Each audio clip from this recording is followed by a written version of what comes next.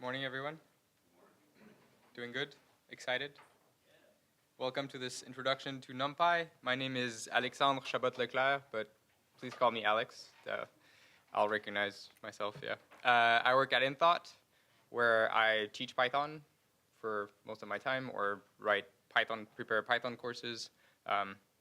So yeah, I'll be your guide through NumPy today. Before we start, a few questions to, get the pulse of the crowd. Python 2 or 3 by a show of hand. Python 2? Python 3? Other versions? No? Okay. It's about half and half. Who will be using Canopy today? Okay. Notebooks? Jupyter notebooks? And other things? Okay. So who's been using Python for less than a year? All right, welcome. Good choice. More than a year? Okay, it's about half and half also. And just for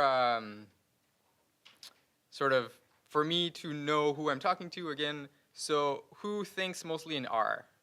Like if I had to ask you, like, speak the same language as you, so 3 R's, 4 R's, who speaks mostly MATLAB? Sorry.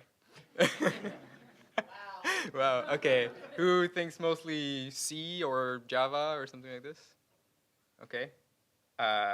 Fortran? The other people, what are you thinking? Because there's a lot of people who didn't raise their hand. You don't think? No? Python? Okay, yeah, that's good. All right, yeah, that's a good choice. Who thinks mostly in Python? Okay, so okay. Sounds good. Mixed crowd, cool. All right, let's jump right in. Any questions before we start? Do you have any problems? Installation? No? Okay. So, NumPy. Here's a little sort of graph of what the basic sort of the foundation of the scientific stack looks like in Python. At the top is SciPy. We're not going to talk about SciPy today. It's the name of this conference, but it's also a package that contains a lot of like algorithms, like scientific stuff, like linear algebra, interpolation, image processing. But SciPy builds on top of NumPy, which is the subject of this class today. So NumPy brings 2 main things to Python. One of them is what is called ND array for n-dimensional. I'm just going to call them array. We're that intimate, them and I. So there are these data structures, so a new data type in Python that allows for efficient memory storage and also very effective and efficient computations on the data. So we're going to talk about that all morning. And then the other important contribution is these ufuncs for universal functions. So those are very fast, sort of basic operations that you can do between 2 NumPy arrays, like additions, subtractions, divisions, sinusoids, and some sums, products, that kind of stuff. A little quick history of NumPy. So here's the URL. I'm sure you would just Google NumPy and click on the first link anyway. So it was first designed sort of to offer MATLAB-ish capabilities for Python, within Python. And it was built as a replacement, as a union of 2 other packages called numeric and numarray. And it was initially developed by a man called Travis Oliphant. So as of last week or the week before, there were 443 people who had made a commit on the GitHub project for NumPy. So that means they contributed code or documentation. Has anyone here ever committed to NumPy? No? Me neither, so it's okay. So the first release was in 2000, not first release, but the 1.0 release was in 2006. The 1.11.1 was released a month ago. So it's a rather mature project. And these downloads a month, I would guess that they're up, but a few 100,000 downloads a month on PyPy alone. So that's not counting Anaconda, Canopy, and all the Linux distributions or the installations on Mac OS X where it's installed by default. Now called Mac OS, whatever. Yeah. So if you need help after this class, Stack Overflow is always the first place where you'll find answers. Otherwise, the NumPy documentation itself is really good. So that's at docs.scipy.org, and you'll have links to NumPy. And there's also from that page, you'll find a lot of examples, a cookbook, a lot of recipes of things that are sort of common operations, little tricks to do some types of processing. Getting started. So we're going to work pretty much exclusively with NumPy today. We're going to do a little aside on matplotlib to have a look at our arrays, because really, who wants to look at thousands of floating point numbers on their screen? So for convenience, if you can just do from NumPy import star, and we're going to access everything directly, so array, sum, all that kind of stuff. If you execute that code, for me, my current version is 1.10.4. If you've installed NumPy in the last year, or probably 5 years, maybe not 5 years, but within the last year, you'll be fine. It doesn't have to be that version. We're not doing anything really fancy. We're at the really basic level where all the bugs have been ironed out. We're not going to do like poke dark corners of NumPy or anything. If you are in some of the scripts we're going to work with, though, we're going to use explicit import. So do something like from NumPy import array, import sum, import std for standard deviation. If you work from the IPython prompt, I know it's deprecated now, but it's still a convenient thing to do, to just use the --pylab option, which will import NumPy and start the matplotlib plotting loop and take care of everything. All right. So what's nice about NumPy arrays? So if you've used mostly plain Python before, you know that if you have two lists of numbers and you want to multiply one list by the other, you have to loop through both lists sort of in parallel, zip them, do a for loop and do item 0 of first list time item 0 of second list, 1, 1, 2, 2, 3, 3. And that you end up writing a big chunk of code to do a very simple sort of logical operation, where if you were writing on paper, you just want to do A times B. So that's one of the nice things that NumPy allows us to do. So this bit of code here, I'm going to actually move to Canopy and just type it out. It'll be more interesting than these static slides for this little demo.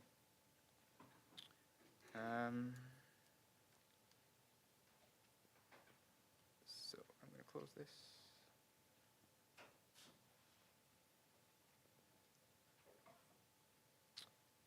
Can everyone see this? Well, can you see this okay? Big enough? Okay. So we're going to do array A. So that's the basic syntax. So we call the array function, which is the constructor, and what we put inside is a sequence. In this case, I'm doing a list. I could do a tuple. I'm doing a list sort of by habit. When you create an array and you display it, that's how Python displays it. So I guess somehow my brain has internalized that I should create arrays using square brackets, but you could pass, so for B, for example, I'm going to do array B, which is 4, 5, 6, 7, 8. Oh, C, habit. Yeah, I have to think real hard to use parentheses. So that would also work. So now I have array A and array B. And what I can do is directly multiply one by the other. And the important thing here, is that it's going to do point-to-point multiplication by default. So for the person here who is thinking MATLAB, you don't need to do dot multiplication to do point-by-point multiplication. That's the basic behavior. If you want to do like a proper matrix multiplication, if you're using Python 2, you'll have to do a dot b, for example. And if you're using Python 3.5 and above, there's a new operator, the at operator, which will do a matrix multiplication. So we can the two arrays behave sort of the way you would expect with two variables. You can add them, you can divide them. For the people using, so is this surprising to you? This result? No? It should be a little bit, or at least not desired. Maybe not surprising, but not desired. So I'm using Python 2 here. The basic behavior in Python 2 is that the slash, the division symbol, does integer division. So 1 divided by 2 doesn't give 1.5, but actually 0. So there are two ways around this. One way is to have one of the two numbers be a floating point number, in which case Python is going to convert both sides of the division to floating point number and then do sort of what you would expect. 1 divided by 2 is 0.5. The other option is to change the default behavior by doing from future. So this is a specially named module, import division. And that actually changes the behavior of the Python parser, and now 1 divided by 2 has the right behavior. So most of my scripts and programs and everything have this on one of the first lines, or it has to be on the first line, because really, who wants integer division these days? That's why in Python 3, integer division, floating point division is the default, because really, like I said, who really wants integer division? A little demo of a ufunc. So I mentioned sinusoids, for example. So sine is a function that can be applied, that is provided by NumPy, and can be applied on NumPy arrays. So sine of A gives these values here. And like I said, looking at this, it's not obvious that it's a sinusoid. But I'm going to use, so my prompt here is in Pylab mode, so it means that it has also imported all of matplotlib's function. If yours is not, you can do from Pylab import star. And then you'll be able to do plot and then pass whatever array you desire. So this will plot the sinusoid of A, which will not be really interesting because it's, 0, 1, 2, 3, 4. So if I press enter here and I go behind, I have this thing that totally does not look like a sinusoid. But I have a figure.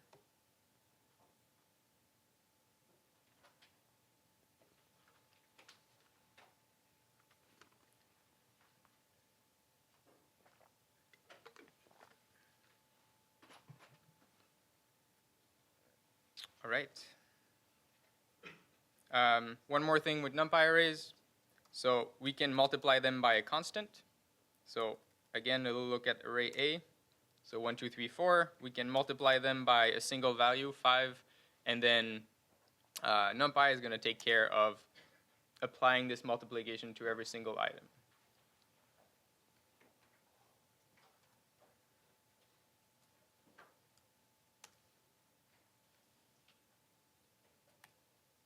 Right. So a little aside, I find this a bit of a mood killer, but it's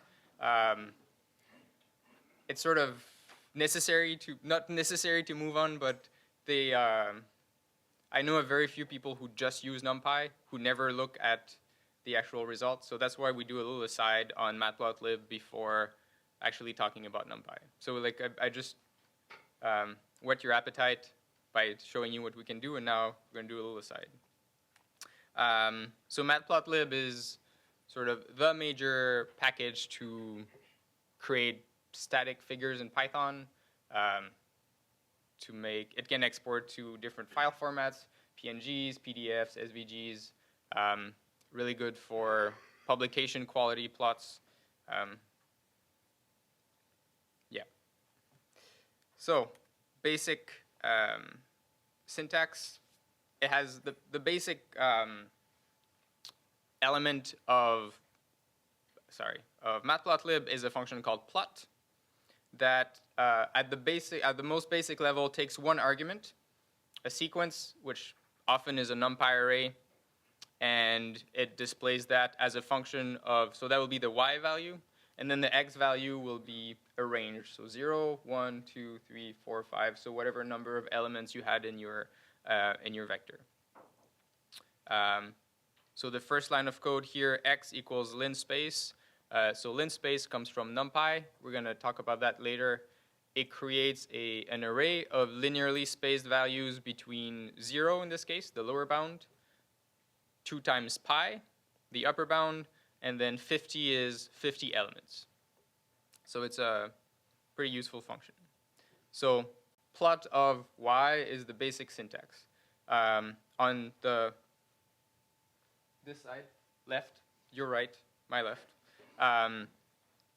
So matplotlib also supports another syntax, which is pairs of data. So you do xy, xy, xy, xy.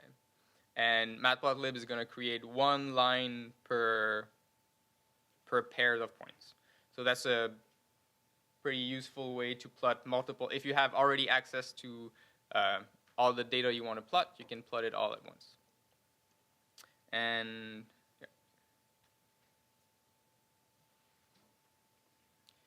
And actually, so if we look at the signature of plot, it's both great and to me kind of annoying. So this is the signature of plot.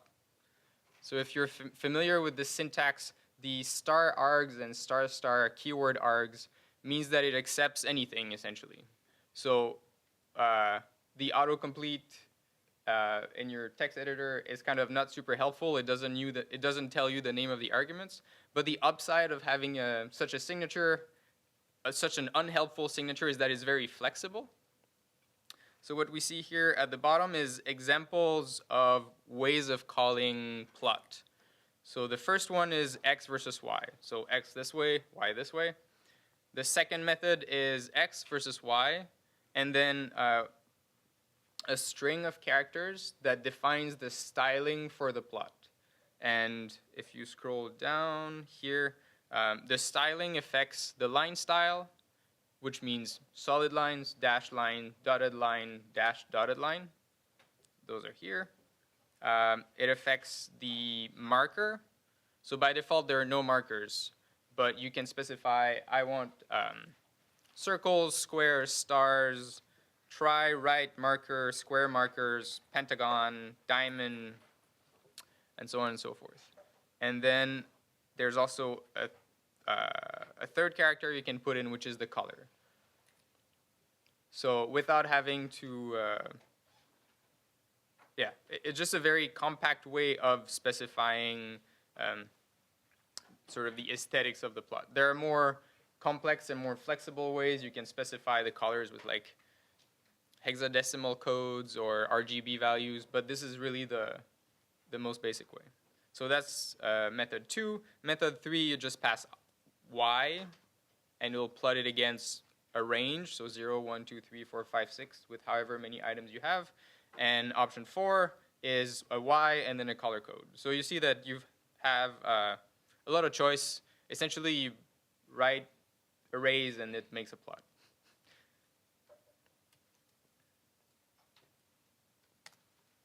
And these can be repeated. So here in this example, we do the sinusoid of x plotted versus x using red, solid, upward pointing triangles. Whereas on the other side, the sine of x in blue solid line with yellow markers. And then the sine of 2x, so that's the faster varying one, in red solid line with upward pointing triangles.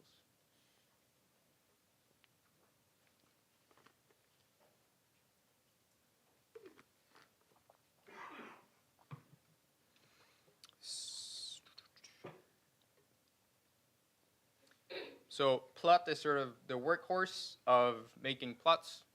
Most often, I I guess it depends on your area of research or of work. I usually work with like time series, so it made sense to do plot of lines. In other cases, so matplotlib supports many other types of plots. For example, scatter plots. So a scatter is a line plot with just markers. That's how I think of it. Like I almost personally never use scatter. I specify a marker but no line type. Therefore, it doesn't show a line. So a scatter plot, if you're not plotting time series but you're just plotting a scatter, it makes sense. So the syntax is very similar. You specify x and y is going to plot one against the other. And here the data is created again by linearly spaced values between 0 and 2 pi, and then do the sign of x. On the other side, it shows a little bit more advanced version of scatter, where you do x and y, but in addition to that, you can specify the size of each dot. So if you have 4 points, you're going to have x, y, and then as many number of entries for the size of each of those dots. And then color can be either a single value or one color code per dot. And the last argument here, color bar, is what makes this color bar appear here. So it gives you a scaling from the smallest numerical value of color in this case to the largest numerical value. If you have any questions as we go, please interrupt me. I'll do the best I can to answer them. Yeah. I assume the color of the dots are the same color bar. Yeah, they're part of the. Sorry. So color is a numerical value. It's called color in this case, but it's not like. It would be a continuous variable. So like from 0 to 5, for example, it would be, I don't know, you're plotting the location of points and then the size of your water, of your lake, and the color would be the temperature, for example. Weird data. But so the color would go from 0, or I don't know, frozen, 0 degrees to 30 degrees Celsius, sorry. So then the color map would, the color bar scale would go from 0 to 30. I'm just curious if your colors are random. Yeah. The random is random values between 0 and 1. So that's why the color, we don't see really well on the screen. It's a bit cropped at the bottom, but it goes from 0 to 1. Yeah? Can you load different color bars? Yes. Not different color bars, but color maps. That's what I meant. Yeah. Totally. So how do we do this? So there's a part of PyLab, part of matplotlib. There's a module called CM for color maps. And if you do CM dot and then press the tab function, you have a long list of possible color maps. They're not super helpful. Like this is just text.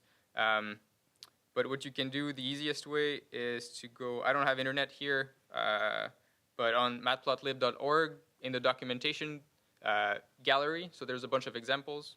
If you search color, you'll have a page which shows all the color maps with their codes.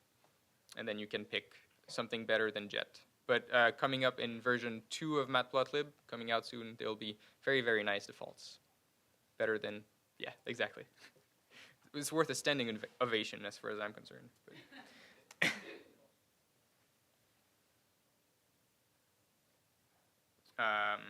Yeah, and if you want to, you can also define them just by name.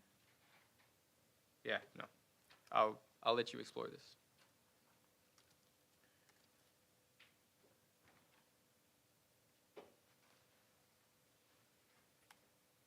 So, in the at the occasion where if you want multiple figures, so matplotlib was designed as a way of luring MATLAB users to use Python. So the whole yeah, it works. So the whole interface of all the plotting, all the names, almost all the names, the interface mirrors MATLAB's, which is okay. Like it's been used for a long time, so it's efficient. Like it's very direct to just plot stuff. But sometimes it feels really weird. But it still works. So that was just an aside.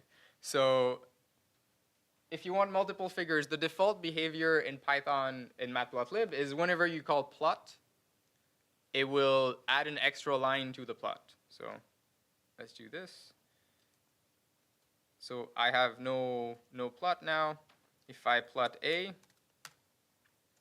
I go have a look at the figure. I have this blue line. If I plot B, then it added a green line. The next one would be red, and then I don't remember the fourth one. But so that's the default behavior. But let's say I would like to plot A and B on separate figures. I will close this here. Then there's a function called figure, which will create a brand new empty figure. So next time I call plot, matplotlib is sort of aware, keeps track of which is the most recently active figure and what is called an axis, where the figure goes. So if I call plot, it goes in here. So it goes from 1 to 4. If I type figure again, and I go here, now I have a figure 2 here at the top. So if I move these side by side, then I have 2 figures. So now if I go back to Python, plot B. Oh no, okay, cool. Any idea what happened here? Sorry? Yeah, so it keeps track of which one is the most recently active, which means, like right now I've clicked on figure 1, so that's the most recently active.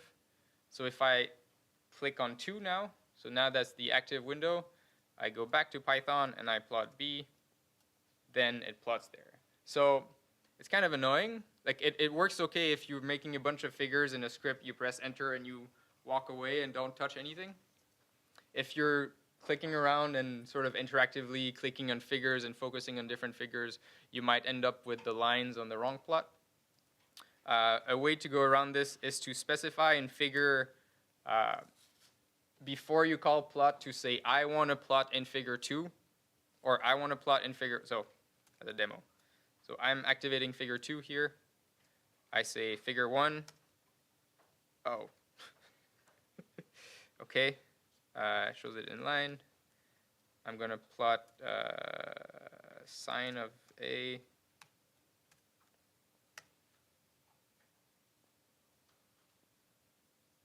Yes, not figure. Plot of sine of A. There we go. So even though figure 2 is the one currently active, I told Python, I'm going to activate figure 1 first, then plot on figure 1. Does that make some sense? Can you always reference it by the index integer, or can you name the figure? Not sure. I would think you can name it, but I've not tried.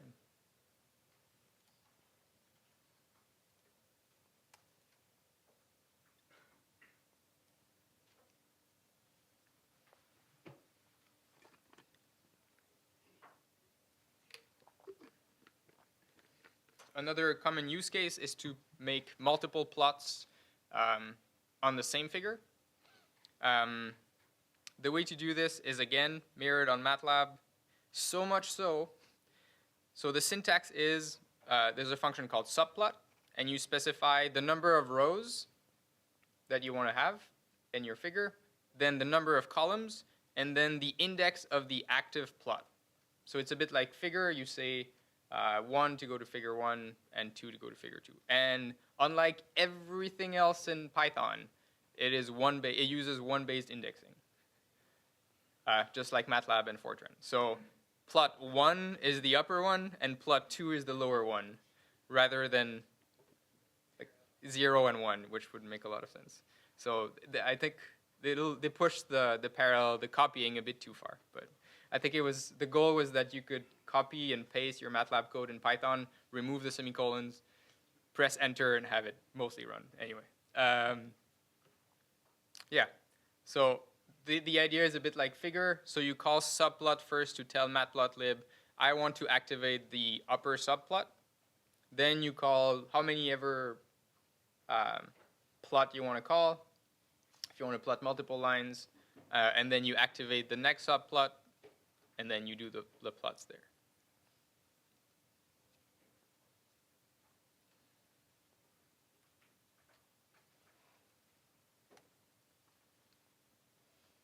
So, like I said, the default behavior is that the figures are held.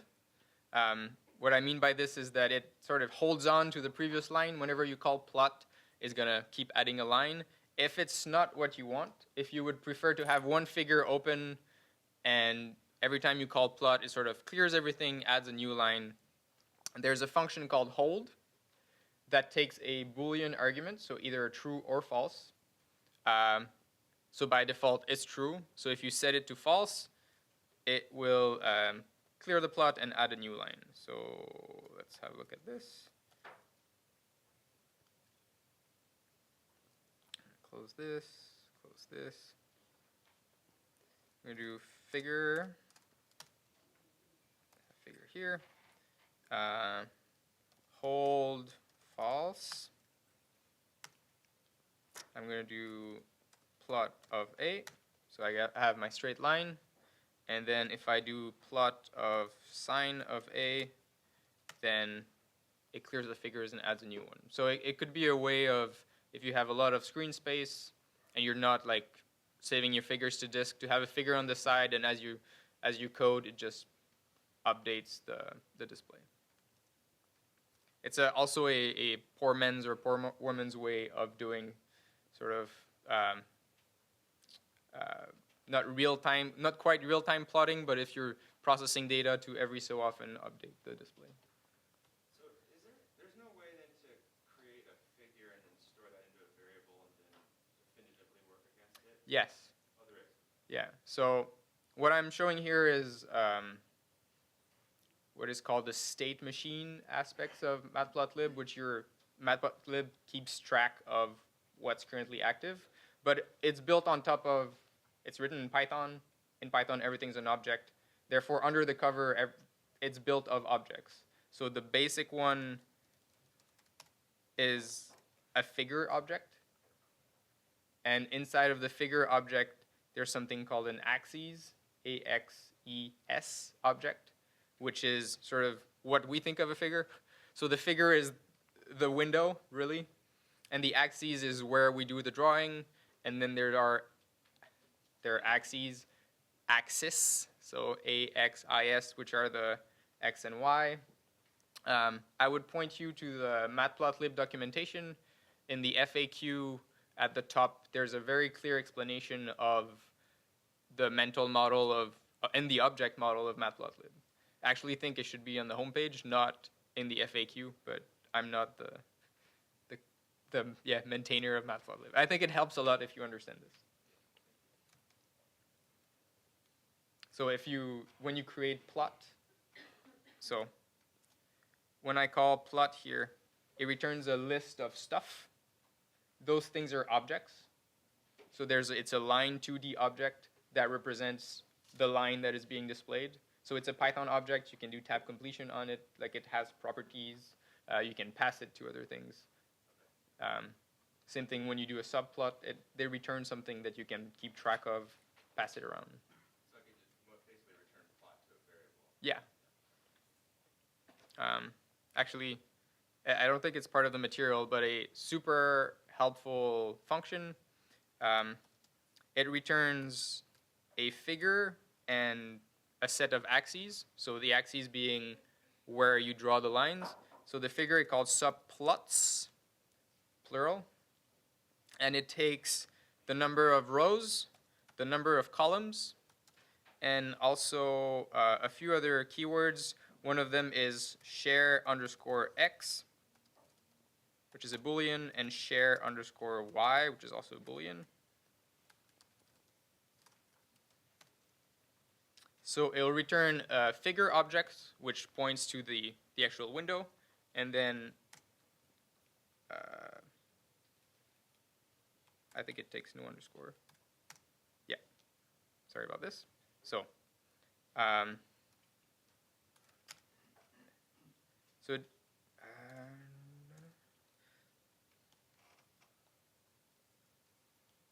so it created this figure here. So it's a 2 by 2.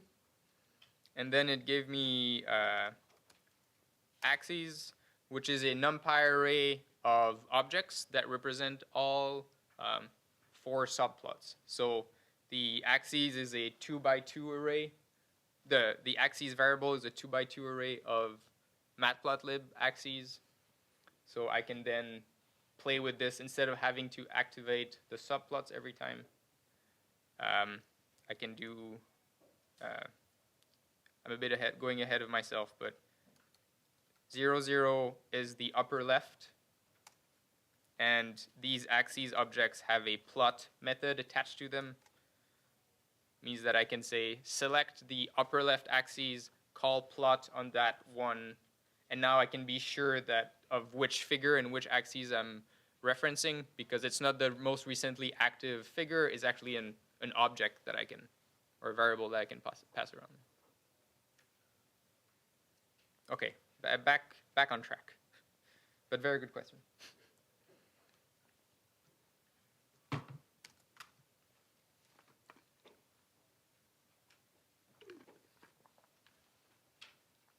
So possibly my favorite feature of matplotlib is the ability to label lines as you plot them. So there's a keyword argument. Remember, the signature is just star args, which means any number of positional arguments, star star args, which means any number of keyword arguments. One of these unknown keyword arguments is label. So you can pass to label the name of whatever you're plotting, the date of your measurement, the location of your measurement, the person's name or something like this. And then when you call the legend function, it will use those labels to add a legend to your plot. So instead of remembering in which order you have, so yeah.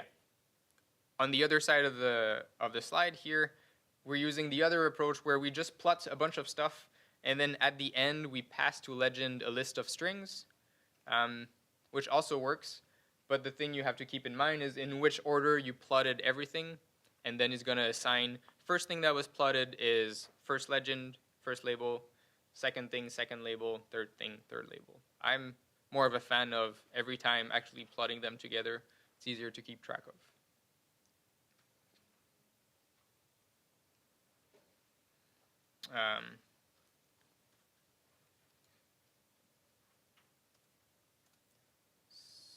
So let's say create a new figure here.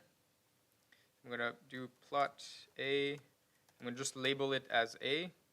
Label equals A. Do plot of B. Label equals B.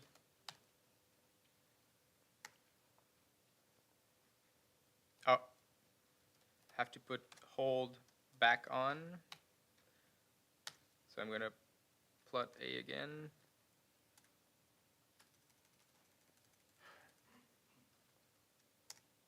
This. So when I call legend, it puts it by default in the upper right corner. And then there's some black magic where you can say best, loc for location equals best, and it's going to figure out where to put the legend so it doesn't overlap with the lines in your plot. Another one of my favorite features. Okay. Okay. It didn't when I was using it.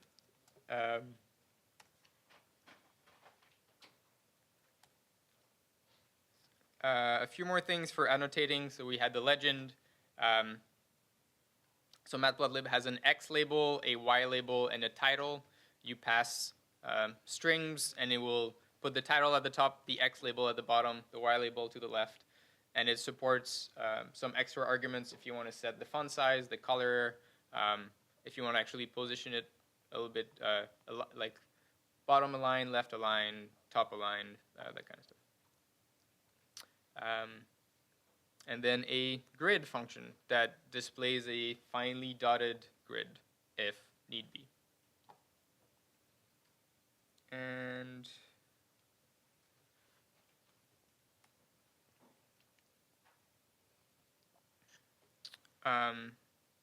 if you ever need to clear your figure, you can close it, which will obviously clear the figure. Otherwise, there's a CLF, which is a shorthand for clear figure, which will keep the figure open but wipe it, which is sometimes useful. I think this is the most useful, the close function. This will actually close the figure, and if you pass it the string all, it's going to close all the figures that are currently open. So I often use this at the top of a script to be sure that whenever I run something, all the figures will be closed, so that if I ever look at the result that are being plotted, I know that they're from the last script I run, the last version of the script, and not some previous version where I think I will win the Nobel Prize, but it was actually just a last version of my code. Yeah. So we saw plot, we saw scatter. The next one is called imShow for image show.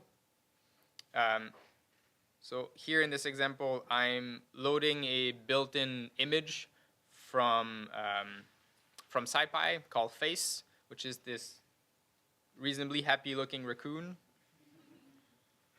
So I first import it. It's actually a function. I assign it to the variable img, and then that's the interesting part here. I call the imShow function. So imShow takes a 2D array, and it can be a 2D array with in this case it's a 3D array. My bad. Okay, sorry, the image doesn't fit the code. So we're gonna do it live. So from SciPy.misc import face, img equals face. So if we have a look at img is actually a three-dimensional array. We'll get to that in a second, of RGB values. So it's a color image. So it's a three-dimensional image in the sense that you have for every pixel you have three values, one for the red, the green, and the blue channels. And we can do imShow, pass that image, and we'll have our happy raccoon.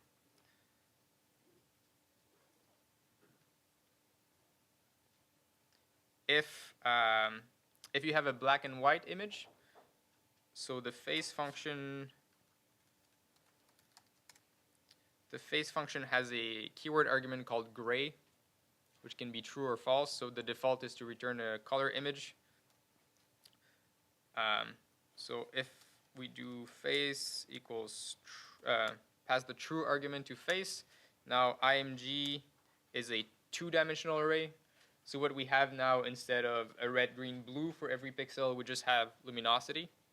So it means that if we call imShow with this, imShow with image, we have a pretty psychedelic raccoon.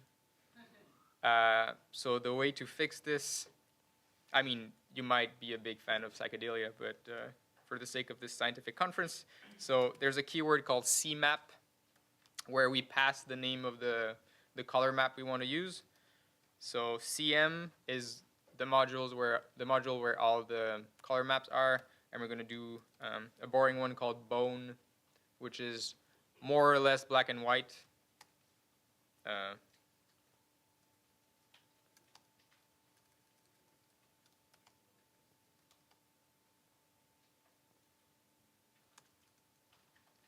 actually just here.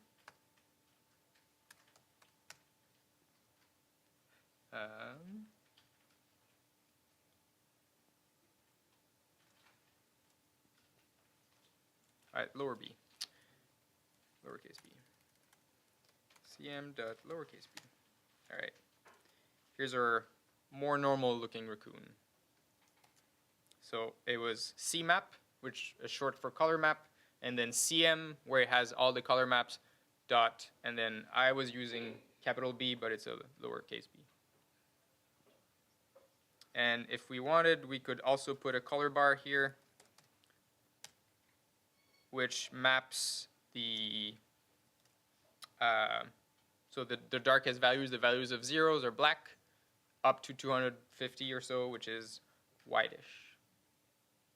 So I guess it tells us about the depth of the raccoon.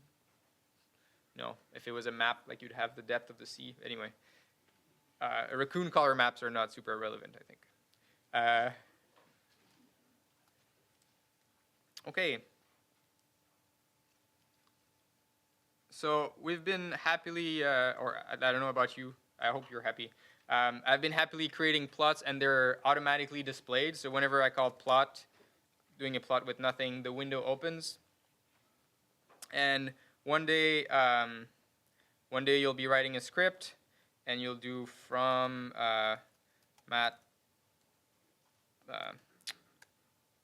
import matplotlib.pyplot as plt. That's the sort of the most common way of importing matplotlib. And you'll do plt.plot. You're going to do 1, 2, blah, blah. And you would be, okay, this is my data, the result of my experiments. You're going to run the script, and nothing will happen, and you'll be very sad. So here in Canopy and in the notebook or in Spider, typically it's in a mode where it will interactively create the plots. Like it has this loop. Whenever it sees a call to plot, it creates the figure. But when we're executing matplotlib inside of a script, it actually creates the figure, but if you don't tell it to, it doesn't display it, which is really frustrating. So the way to fix this is to call a function called show. And typically you would put that at the end of the script. So you would let matplotlib create all the figures, all the objects, draw all the lines, and then at the end of the script you would call show. So if I execute this here, then at the end it actually creates the plot. You could call show multiple times during the plotting, but it's actually faster, like performance-wise, to actually call show only once at the end.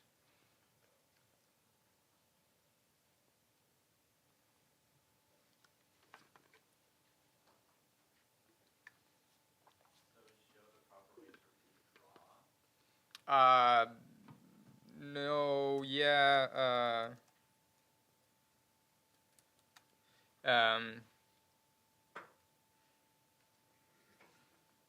Jim? Yeah, okay.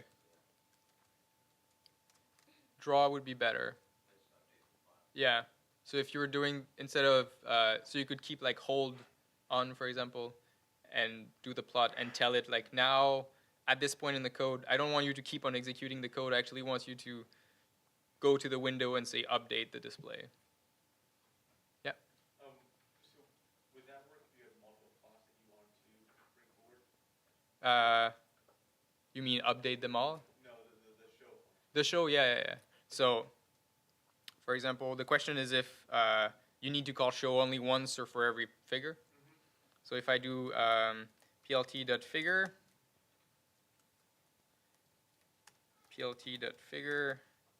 and then plt.plot,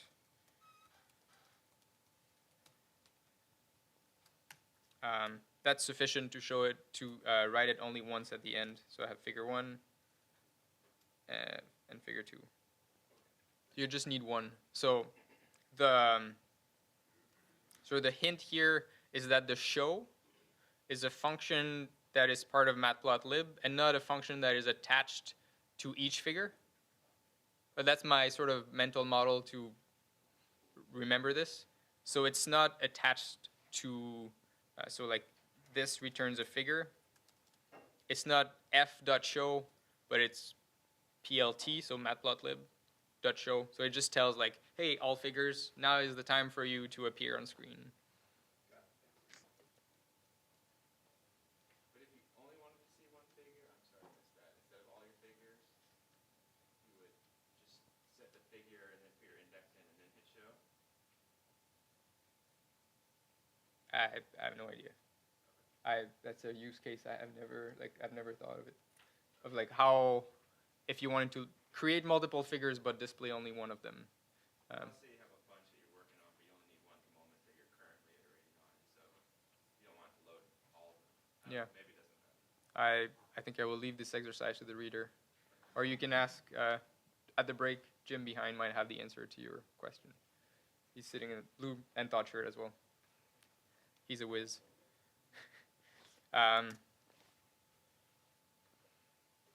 All right, so this slide here is what I just demoed, that if you're writing a script, this show here at the bottom is important, otherwise you'll have no figures and you won't be happy. So two more plot types. So plot, scatter, imshow. There's one called histogram, or hist for short, that takes a vector of data and will calculate the histogram and display it. So in addition, it sort of does some of the work for you. It's not a direct mapping of data to figure. It will actually do some processing, calculate the histogram, and then display it. So the basic idea, the basic signature is it takes here an array of 1,000 numbers and display it with using 10 bins. It also takes a second argument where you can say, I don't want 10 bins, I want 30 bins, 50 bins, 20 bins. And the last kind of plot is error bar plots. So the function is called error bar, very original, I know. And it takes x and y, so that's basic, and then y error. So by default, a single value that will be, for example, a standard deviation or a confidence interval. And also x error if you have error in both dimensions. And there's a lot of argument where you can specify like the thickness of those error bars, the thickness of the head of the error bars. If you're against chart junk, you might want to set them to none, so you don't have actually little horizontal bars at the top, you just have vertical bars. Anyway, I'll let you explore the documentation and the examples for error bar. Can you control the value of what error bar is?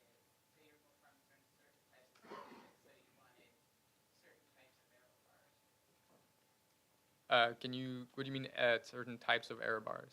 Well, whether or not you want standard deviation or you want two standard deviations. Yeah, so the question is if you can specify more things to the error bars, like more types of error bar. These error bars, it's just data, you're passing them numbers, so it's just coordinates. So you can compute whatever you want. It also supports, if you pass pairs of values, you could have asymmetrical. If you pass single values, it will be, I don't know, plus minus that. But you could say, you could compute whatever you want. So it's not like histogram. It doesn't do any work for you. Yeah. A happy customer. All right. And that's it for matplotlib. If you want more examples, so matplotlib is huge, can do a lot of stuff. We just scratched the surface. I highly recommend looking at the gallery, which is usually the best way to know how to do things. So matplotlib is really well documented. Each function has a pretty clear doc string that says what it will do. But it's often hard to find which of those functions you want to use to reach a certain goal. So the gallery is usually a good way of like, I know I want to do something with error bars. You scroll down to the error bars section. You're like, this looks pretty good. And then it will show you the code that was used to create the figure. And then you can do like a real programmer and copy and paste that code and then modify it.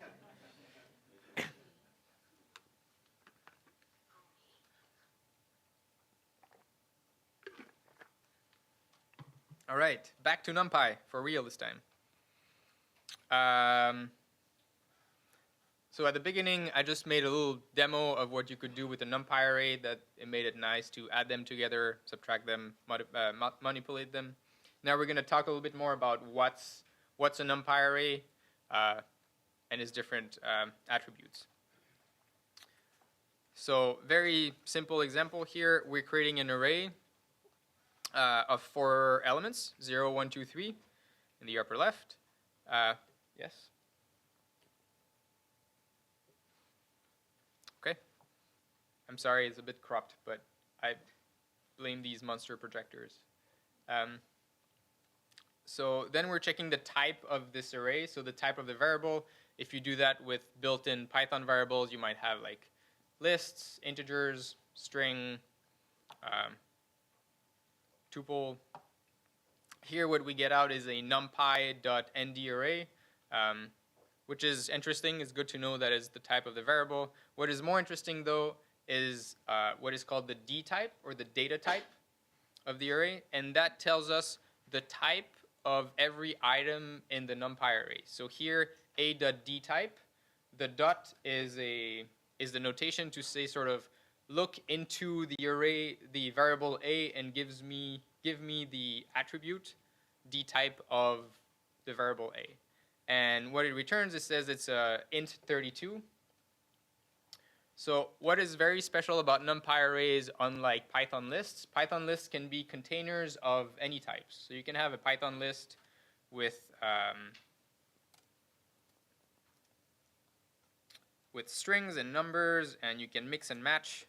So a list with an integer, a floating point number, and a string, this is not a problem. However, arrays, one of the reasons why they're fast and efficient is that, sorry, I'm going to save that as array A, is that every single item of the array is of the same type. So it means that they all have the same size in memory.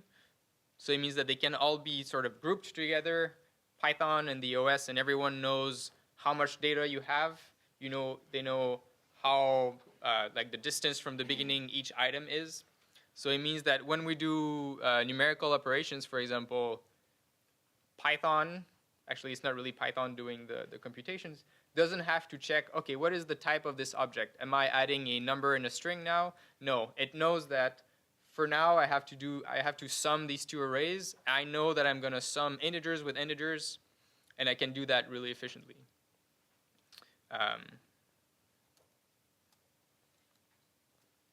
So other properties, there's an item size. So item size and dtype are related.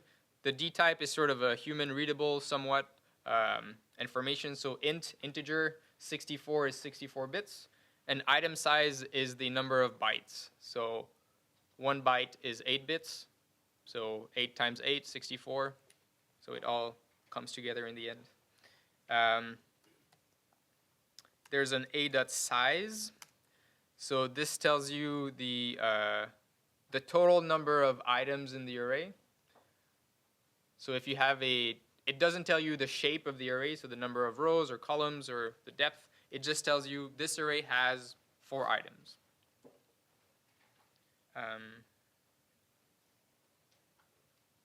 And then a very interesting one that you will probably work with more often than item size, n size, and dtype is shape. So the shape always returns a tuple. Yes? There's some reason why size is better than length. The question is if size is better than length.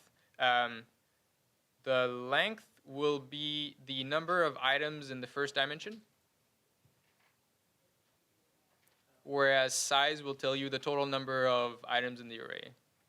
So example here, so I'm going to do C.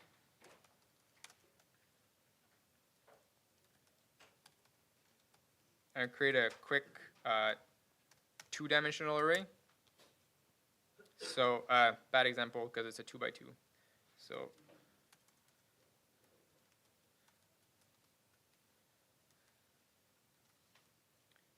All right, C. So that's a 2-row, 3-column. So the length of this is 2, but the size of C is 6. So it matters. It's different things. Yeah, but the interesting thing now is that we can contrast the shapes. So A is one-dimensional array, and A.shape is a tuple of a single value, and it says there are 4 elements along dimension 0. Whereas C is a 2-dimensional array, and C.shape is a 2, 3. So it means it has 2 rows and 3 columns.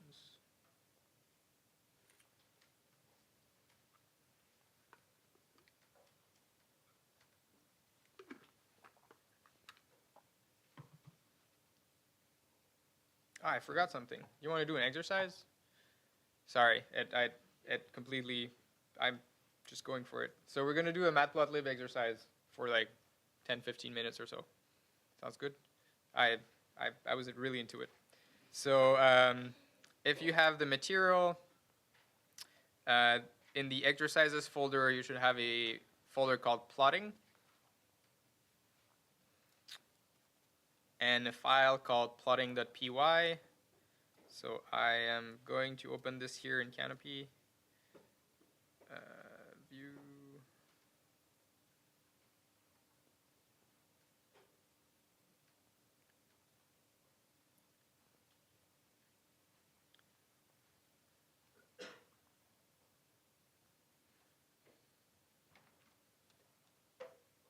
So the plotting.py file does all the imports you need, a little bit of NumPy imports, and creates the data you'll need to create the figures. And the end goal is to create a figure that looks like this. I'm going to open it here instead. So the end goal is to recreate this. So we're giving you data. We're not really touching NumPy yet. And the task is to play around a little bit so that you can display these.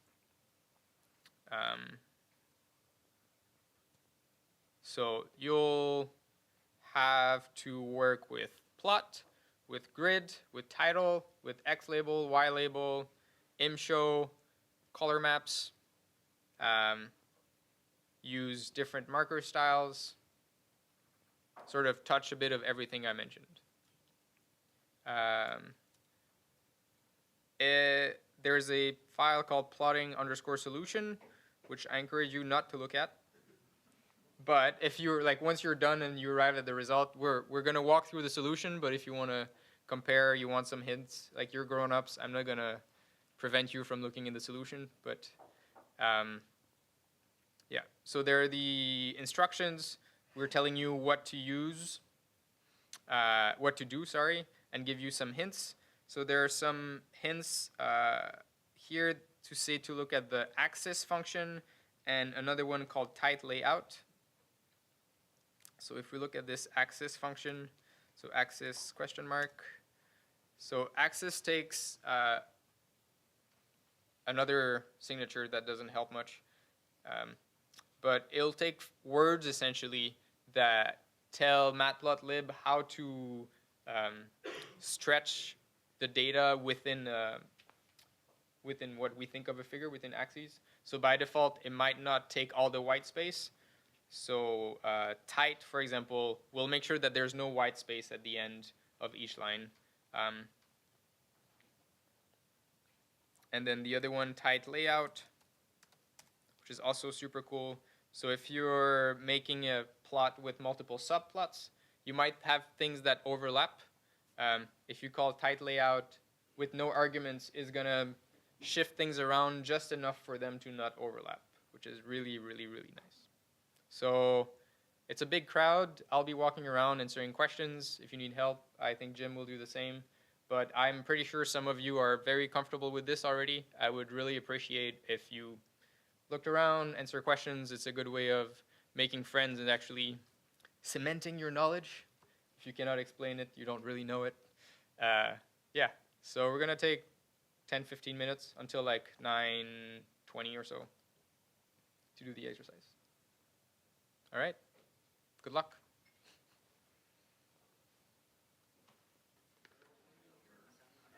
All right, it sounds like you're having too much fun, which is usually a sign that the exercise is done. All right, I saw a lot of correct solutions, mostly correct solutions. So we're gonna just walk through it, so we're all on the same page.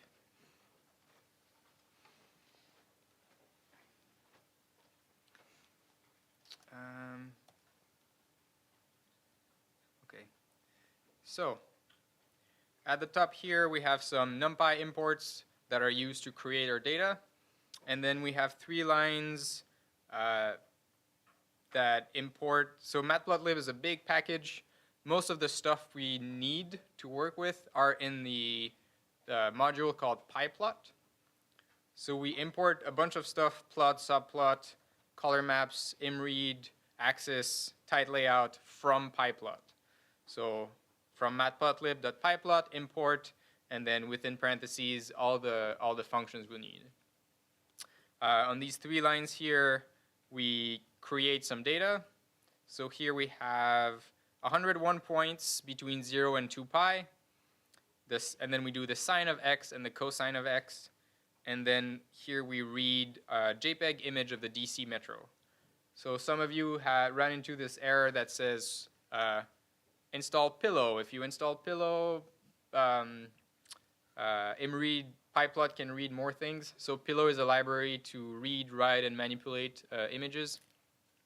So if you don't have that installed, it's not able to read JPEG files. So I'm gonna execute this bit here. If you're in Canopy, you can execute only a portion of the selection using Command or Control Shift R, and then it says no DC Metro image. So I have to change the current directory to the editor directory. This should work now. All right, there we go. So first part of the solution, actually not part of the solution, we started with the close all. So like I said, this is a not necessary but a very useful trick, is to have that as a top of your script, so you know that every time you execute your script, you know that what you're looking at is the most recently created figures rather than figures from the previous run.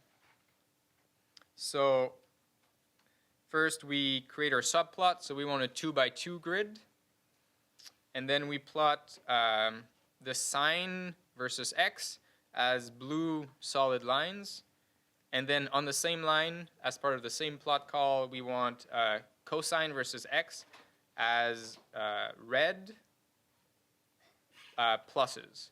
And because here we omitted either a dash or a dot, it's going to have the same effect as doing scatter. So it's not going to draw a line, it's just going to use pluses. And then we're setting the axis to tight. So it means that if I don't execute this, let's have a look first. So we have this image. We see this white space here on the right. So it's not very nice. So what axis tight does is to stretch things around so that the data takes all of the extent of the subplot. So if I execute it with the tight on, then it has stretched to go all the way to the has stretched the boundaries of the image to go all the way to the edges. Okay, that's the first plot. Close everything. The second plot. So in the second plot, we activate subplot number 2. So the upper left is 1. For you, up 1, 2, 3, 4, and so on. So we want the sine versus x. We turn on the grid, and then we add some annotations. So we say the x label is in radians, the y label is the amplitude, the title is the sine of x, and we once again say axis tight. So if I execute this, we get the upper right figure. And then the third plot is the picture of the DC metro. So we activate the bottom left, so that's 1, 2, 3. We say show the image. We specify the extent. So what the extent is our image is, I don't know, 200 pixels by 300 pixels. By default, the sort of coordinates that will be used by matplotlib is the number of pixels. So it'll be 0, 200, 0, 300. But here we're modifying it, and we say instead of whatever the original dimensions were, we want it to be from -10 to 10. So we're sort of defining our own coordinate system. So we say the 0 will be right in the middle, and because our extent is square, it's also going to reshape the image to be square. And we're picking a different color map, winter, so that we don't end up with a psychedelic DC metro. So if I execute all of this from the top,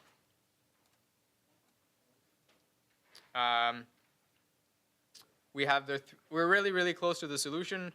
We have all the 3 plots. Now there's these amplitude overlapping over the other plot. The simplest way to fix this is to make the window bigger.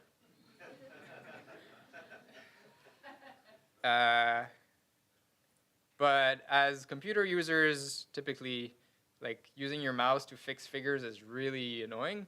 So of course, there's a programmatic solution to this, and that's where tight layout comes into play.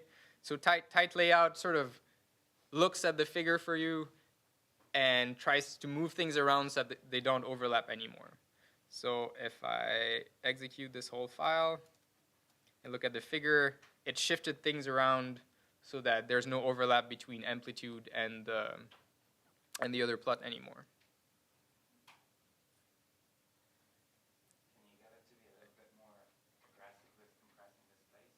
Yeah, so if we look at the help for tight layout, tight_layout, question mark, there's a keyword called pad, which is the padding between the figure edges and the edges of the subplot, so that's the sides. So yeah, H pad and W pad, so height padding, width padding, so you could select if you're making a grid of subplots where you want them to share axes, for example, you could do a width of 0 and have them touch each other. Yeah. The default is pretty good. Like, it looks, there's enough air around it so that you can breathe, but if you want to play around, you can define your own.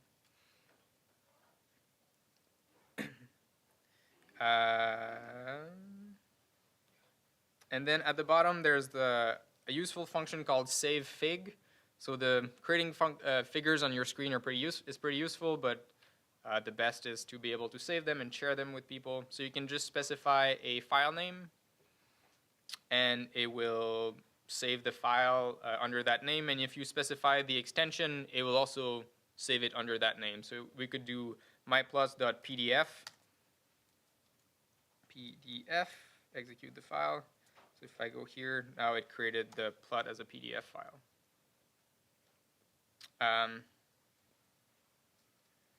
Here's a PNG. One thing you will never learn, I don't know where I learned this, but I'll give it to you now. So there's a very useful option with a name that is really, really strange, which is called bbox_inches, obviously. What does that do? Bounding box, yes, in inches. And unless you want really big, like precise control in the bounding box, tight is usually enough, and it has sort of the behavior is similar to tight layout. So if you specify tight, what happens is that when it saves the figure, it removes the white space around the plot. So the default, if you have like a single figure, is actually quite a lot of white space. And if you want to publish a paper, you want typically like as much space as possible for your data, and you don't want borders around your figure. It's already like 2 inches wide. So bounding box, bbox_inches equals tight will remove as much white space at the edges as possible, so then your figure can take the whole glorious 2 inches of the column in the paper. All right. Any questions on this exercise?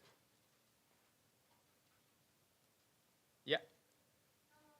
In the last plot, what is the first argument IMG? What does that denote? Yeah. So the question is, what is the first argument IMG in ImShow? So this is the NumPy array that contains the figure, and we got it at the beginning as a result of imread.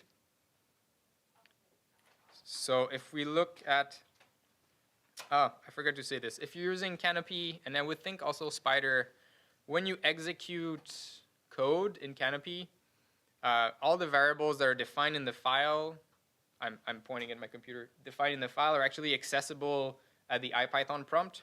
So IMG is actually available up there. So I can have a look at IMG, do img.shape. It tells me it's a 2x2 array. Yeah. Okay.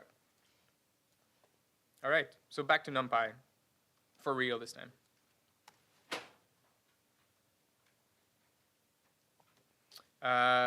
So yeah, we talked about the D type, the item size, the shape, and the size.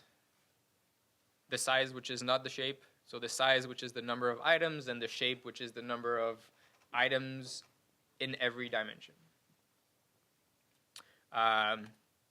If you're concerned by the memory usage of your NumPy arrays, it also has an n bytes, which is the number of bytes that the data part of the NumPy array takes. You can calculate it by hand by doing size times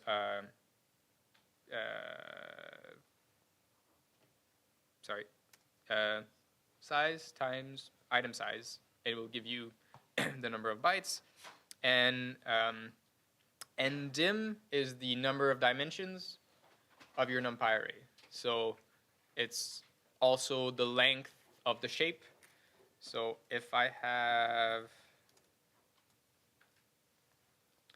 here img.shape, that's our image. It returns a tuple of 2 values. So img.ndim, that's 2. So that's a very direct way of getting it. If you, for some reason, want another way, you could do the length of img.shape. That gives you also 2.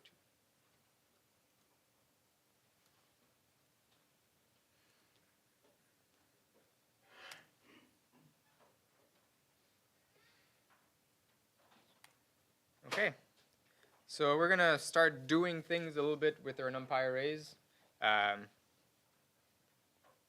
First things is indexing and setting values.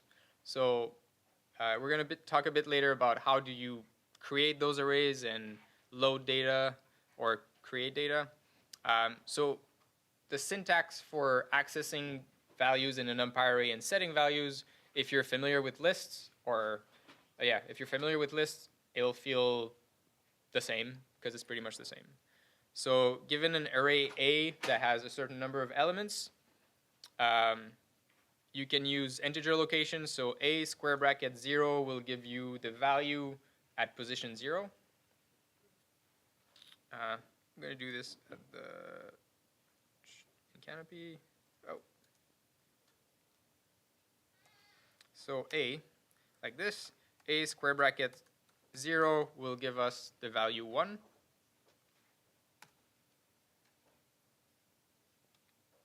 Sorry, it's moving. And we can also assign to a given location. So A of 0 equals 100. And just like a list, we're reassigning a value. So now if we look at A, we had A before, was 1, 2, 3, 4, 1, 2, 3, 4. And now we have 100, 2, 3, 4. There are a few ways of modifying. Now we're assigning a single value, but let's say, for example, A was sort of some buffer that contains some data that we want to reinitialize every time.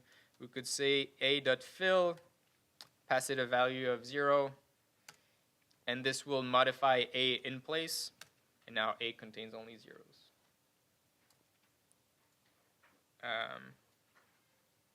Another method, slightly slower, is to use the colon notation. So if you do A square bracket colon, that means every single element in A. We can say 200, and now we've modified A.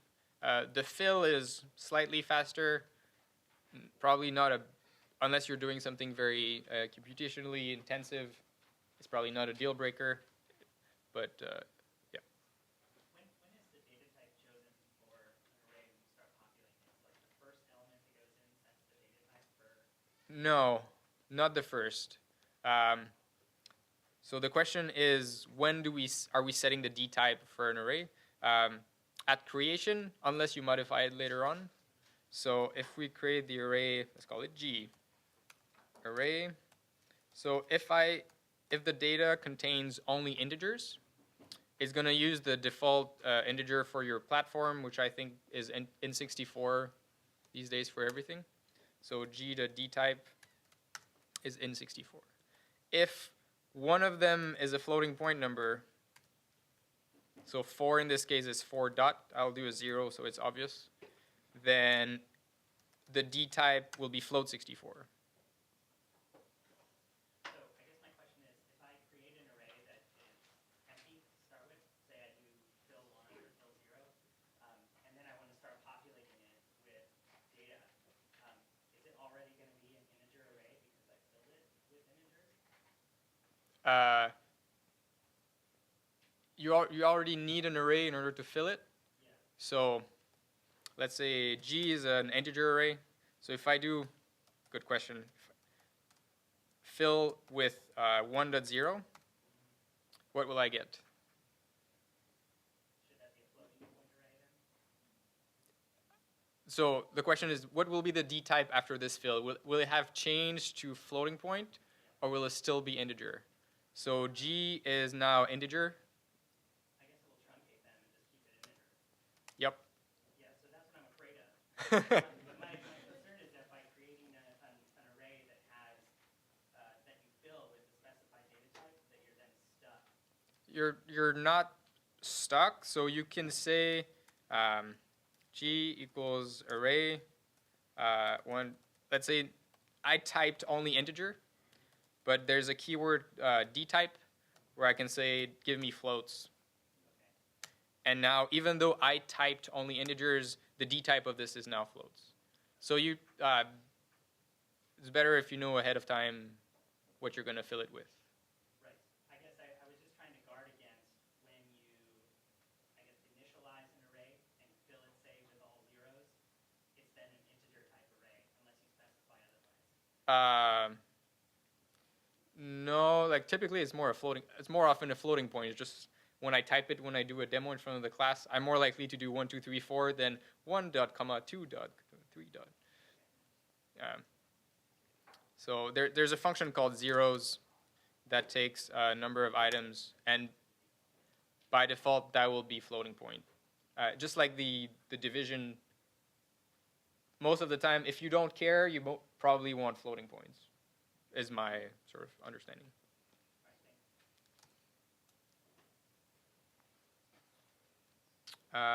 Yeah, that was exactly the subject of the second half of this slide, that once you've defined the D type for an array, it will stick to that D type. So here if we have array A, which is of integer type, and we assign floating point values, they will be truncated to all be integers.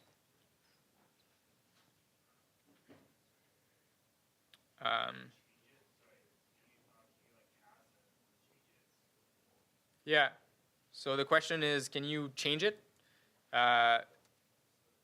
You can do, so G right now is a floating point.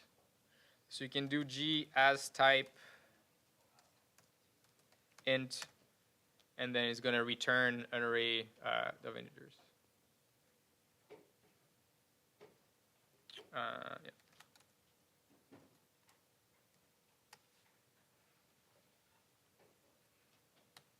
All right, the next slide is about slicing. So if you've sliced Python lists or sequences or tuples, you'll feel right at home. So the idea here is that given a NumPy array, so far we've worked only with sort of one-dimensional arrays, which are usually easier to start with than 4, 5, 6, 7, 8 dimensions. I find one dimension easier to work with. So the basic syntax is square brackets, lower bound. If you omit it, it'll start at 0, so first item, colon, upper bound. If you omit it, it's going to go all the way to the end of the array, colon, step size. So that's the number of items to jump every time. If you omit it, it's going to do every one. So every item. So if you do, there are a few examples here. So we have an array A that has 5 values, 10, 11, 12, 13, 14. And we're slicing it 3 different ways using different indices, and we always get the same value. So we go from 1 to 3. The very important thing here is that the upper bound is never included. So 1 colon 3 means start at index 1, which is 11. Go all the way to colon to item 3, but omit the upper bound, so that returns 11, 12. Negative indices also work. What that means is that -1 is the last element in the array, -2 is the one before, -3, -4, -5. So what we're doing here is, when I read this, 1 colon -2 means start at the second item, so essentially drop the first one, and then -2 means drop the last 2, because the upper bound is never included. So that when I see code like this, that's sort of what my mind understands. And then the last example is just a mind bender. I have no idea why you would want to write this. Is you start at -4, which is, that's -1, -2, -3, -4, so that's 11. And then you go all the way to 3. So if you're not careful, you would think that like you start at the left and you'll get repeated values, but that's not what it means. It means, start at 11, go all the way to 13, not included, so you get 10, 11, 11, 12, sorry. The only way where I see this happening really is that if you're computing indices as part of the code and you don't see them, they're just used somewhere. You have like a circular buffer or something, but it feels super strange to write. So that's slicing arrays. If you're omitting indices, the first example, colon 3, means starts at the beginning and go all the way to 3. And because Python uses zero-based indexing, when I read this, I understand, give me the first 3 elements. Similarly, when you do minus something colon, so it means start at -2, which is 13, and go all the way to the end. So I understand this as give me the last 2 elements. And the last example is colon 2. So that means start at the beginning, go all the way to the end, and give me every other element. So all of the even numbered elements. How would you get all the odd numbered elements? Yeah, start at 1. So I would do, so we have A here. That's not a good example. G is better. Oh, sorry. Yes. So G colon 2 will give me index 0 and index 2. So that's 1 and 3. And then G1 colon 2, that will give me every other element starting at the first one. So all of the odd numbered elements, so that's 2 and 4. All right, that's a cool trick. We're gonna take a 10-minute break now until 10 past 10, and then we're gonna do an exercise where we use slicing. Sounds good? All right, enjoy the coffee. All right. It is now time for an exercise again. This time more NumPy centric. So you can open the file. I'm going to talk about it a little bit more, set up the stage. So the file is called calc derivatives. Derivative, singular, sorry. So the idea is to write some NumPy code to calculate the derivative of function. So I'm sure some of you do that all day long, and some of you haven't done that for probably 15 years. So I will do a little refresher. I'll try to draw as large as I can, but this is not a big board. So let's say you have a NumPy array X, which has the value 0, 1, 1.5, and 2, and then Y, which has the values, I don't know, I do know, 1, 2, 3, and 1. So if we plot that, so 1, 2, 3, 0, 1.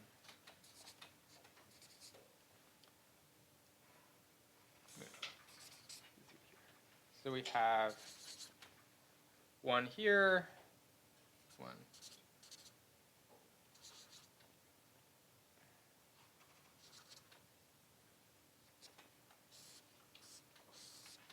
So we have our little line here. So the derivative is the slope of this here.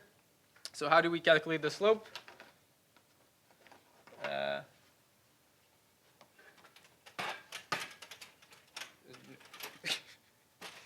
Not a great setup. So the slope S is dy, so the difference in y, so this is dy here, over dx. So the difference in x here. So dx horizontally dy. So this means that I'm going to annotate the points here. So we have point 0, 1, 2, and 3. Can you sort of see? Really not optimal, but anyway.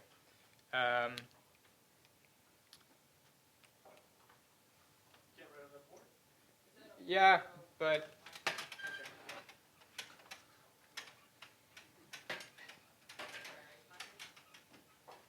no, it's the right pens. It's just the microphone. Okay,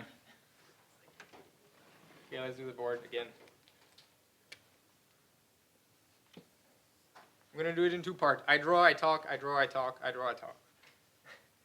So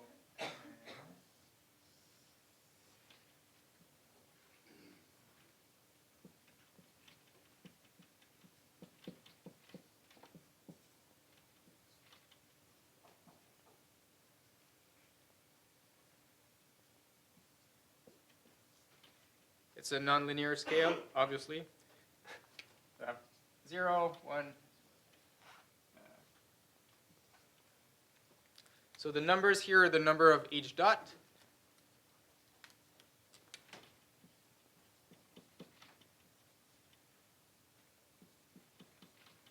Dx and dy. And what we're after is dy divided by dx.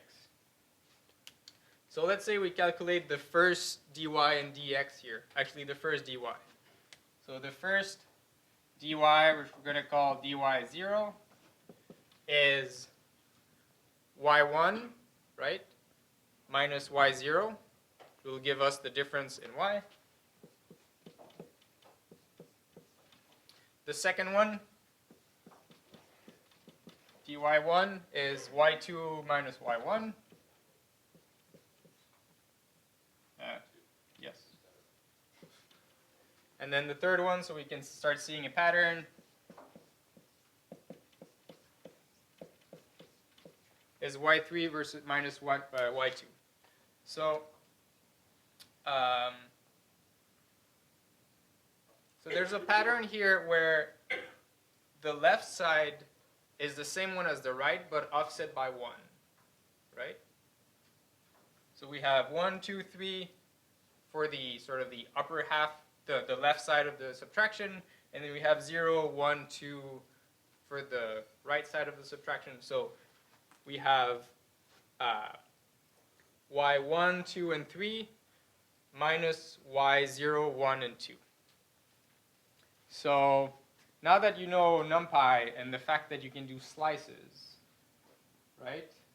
So if you come from another language or things that doesn't have vectorized operation, you might think, oh, I'm going to do a for loop where I'm keeping track of the index of both arrays. I'm going to do 1 minus 0, 2 minus 1, 3 minus 2, and so on and so forth.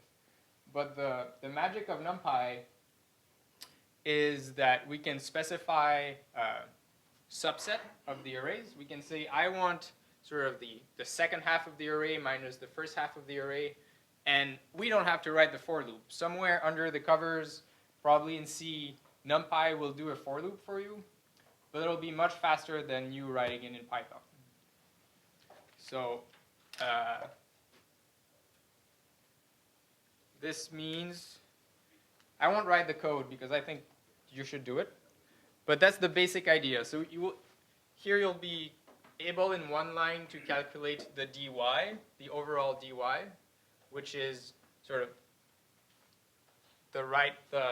this part of the y's minus the other one. Do the same thing for dx. For dx, you might want to, instead of picking the dx right at the left or at the right, maybe you'll want to pick a dx in the middle by having the average between 2 points. But I'll let you figure that out. So yeah, the file is called calc derivative. The x and y, so the x is linearly spaced points between 0 and 2 pi, and the y is the sinusoid of x. So it means that if you calculate the derivative of sine of x, you should get the cosine of x. So if you successfully complete this, you should end up, once again, there's a solution, but don't look at it. So the solution should look like this. On the left is the derivative of x and the actual cosine of x. They're plotted against each other. If you're done quickly, you can actually calculate the integral of sine of x, which takes a similar approach. So we're going to take probably 20 minutes for this until 10:30. I'll be walking around, and Jim will be walking around as well. Any questions before we go? No? Okay. All right. Can we go to the answer? A little aside, I had this question while I was walking around. Some people were making figures in the notebook, and they were like stamp sized. They were asking, how do you change the default size? So if you've imported matplotlib this way, so import matplotlib.pyplot as plt, there's a dictionary called rcparams, which contains all the default values for matplotlib. So the default font size, the default font, the figure size, the color orders, the size of the error bars, the line width, everything. So you can have a look through there, and then if you scroll, there's one called figure.figsize. And this is a list of two values that specify the width and the height of the figures. And the default is 8 by 6, and the units are inches. So it depends on the size of your laptop, I guess. So anything bigger than 8 by 6 will create bigger figures. So here I have 12 by 8, and I get these big figures. If I do like a 4 by 2, you get a much smaller figure. I guess if you're really into Instagram, you can have square figures by default. Yeah. So now to the solution.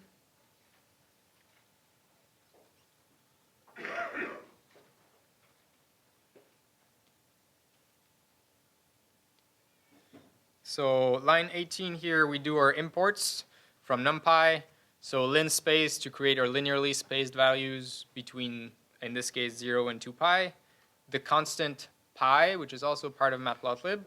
Sinusoid, cosine, and then sum is the cumulative sum of values, which is used later, or you use possibly if you calculated the integral of the sinusoid. So we create x, our linearly spaced values, calculate y, which is the sine of x, and then this is the actual derivative, which is done in 2 lines of code. So our dy is all the values of y starting at the second one. So index 1 is the second, all the way to the end, minus all the values of y except the last one. So colon minus 1, when I read this, I understand, give me all the values except the last one. If it's colon minus 10, give me all the values except the last 10. So repeat that twice, one for dy, one for dx. We calculate our slope, or rise over run, or dy dx in this case. And then for plotting purposes, I don't know if I can do this.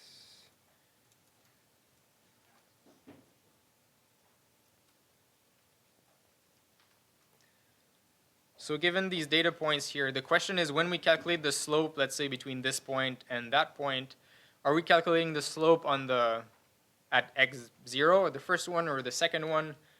So depending which one you pick, when you plot it, you're going to have a little offset between your integral and the actual cosine. So the way for them to overlap is to actually use the middle point, the midpoint between x1 and x0. And the trick for this is to add them together and divide by 2. So if you want the midpoint between 0 and 1, you add them together, you get 0.5. The midpoint between 1 and 2 is 1 plus 2, that's 3. Divided by 2, you get 1.5. So we use the same trick here. Give me the second point until the end of x minus all the points except the first one divided by 2, which we then plot. So we get subplot 1. So we want 1 row, 2 columns. First plot, we want to plot the dy dx, so our derivative as a function of the centers as red x's. And then we want to calculate the cosine of the centers, and then we overlap them as blue solid line. And then a cool feature here, matplotlib speaks LaTeX to a certain extent. So you can use LaTeX codes as part of legends and titles and labels. So you put it between dollar signs, just like you would do a math environment in LaTeX. And then, so we say RM is for Roman, so that derivative appears as normal text instead of math text. Backslash to escape the space, so we want to keep it as a space. And then sine of x. And then you might ask, what is this R here? So this is a Python thing that defines a raw string.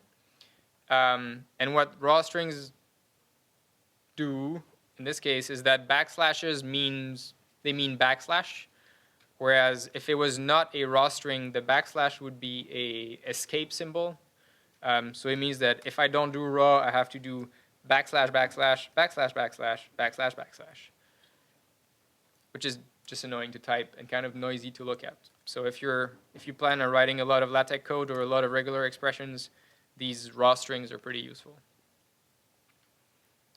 And the second part of the solution, I'm going to let you have a look so we can cover more material, but it calculates the integral of the sinusoid and use the cumulative sum function to actually calculate the integral for all the heights that were calculated. Any questions? Nope. Okay. I'm going to do this here. So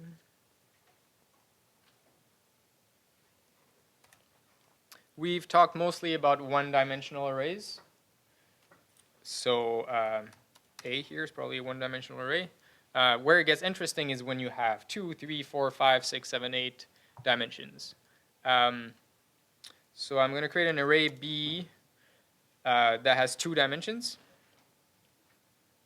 And I'm going to use a trick. So there's a function called aRange that takes a value, and it's like the range function in Python. The range function will return a list in Python 2 or an iterator in Python 3 of values between 0 and that number. So a range of 5. A range is array range. Instead of returning a Python list, it returns a NumPy array.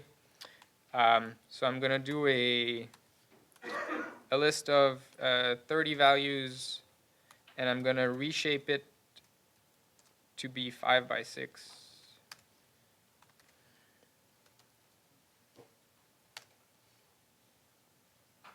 Actually, let's make it smaller so that it's easier to understand what's happening. Just 6 values and 2 by 3. So R is now a 2-row, 3-column array.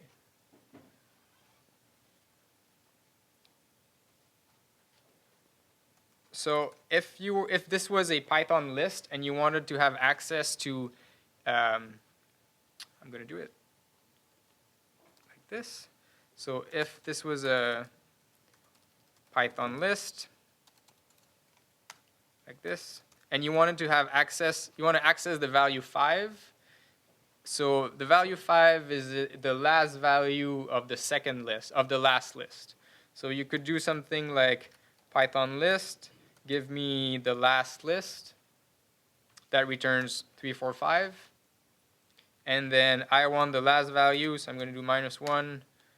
So you have to sort of chain all of these square brackets. So the first square bracket returns a list, the second one returns a value. So if you had a 4-dimensional Python, quote, 4-dimensional Python list, which would be a list of lists of lists, yeah, then you would have a bunch of square brackets chained one after the other.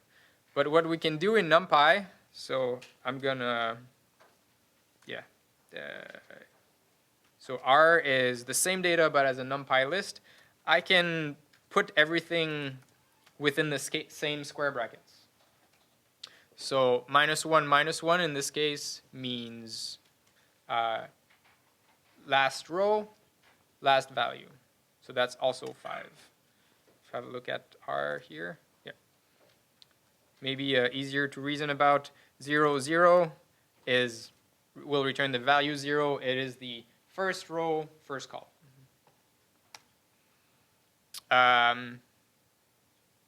So yeah, that's the basic thing to know about slicing and indexing with NumPy arrays. Even if you have multiple dimensions, they all go within the same square brackets. And now I've just used plain indexing, but we can do slicing as well. So let's say I want the second row, so that's row 1, and I want the first item until the end. So what will I get? Just the values, not the type, anything. What are the numbers I will get? 4 and 5. Okay, correct. What will be the type? List, NumPy array, integers, floats. NumPy array, correct. What will be the shape? That's harder. Will it be a 1-dimensional? So now R is a 2-dimensional array. Will I get a 1-dimensional array, a 2-dimensional array, or 3, or 0? I heard 1 and 2. Let's do 1.5, okay? Make everyone happy. No, it is indeed a 1-dimensional array. So the I don't know if it's a trick here or so when you get let's work with the 1-dimensional array. If you have a 1-dimensional array and you index, you get 1 value. If you have a 1-dimensional array and you slice, you get an array again or 1 value? You get an array, exactly. So every time you slice, you keep that dimension sort of alive. You keep that dimension in the output. So if you have a two-dimensional array like R, and you mix and match, you index once, and you slice once, then the result is one dimension less. So you keep that dimension here, and because you indexed, you drop a dimension. So this is a one-dimensional array with one element. This means that if I slice twice, I get 1, 2, 3 dimensions? 2, exactly. So I get a single value, but it's still, if I look at the shape of this, it will be a 1, 1. So every time you index, you drop one, you lose one dimension from your original array, but slicing keeps those dimensions.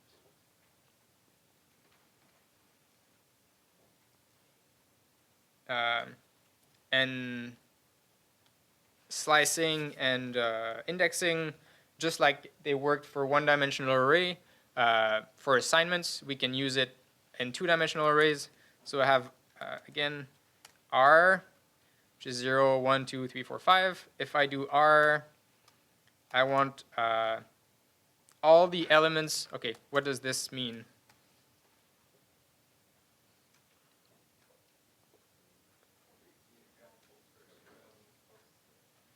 First row, no. Yeah, all rows, second column. So that corresponds to the value 2 and 5. So I can slice this array like this and assign it a new value. And now I have modified R in place to, the last column, well, in this case the last column, but column 2, and then all the rows.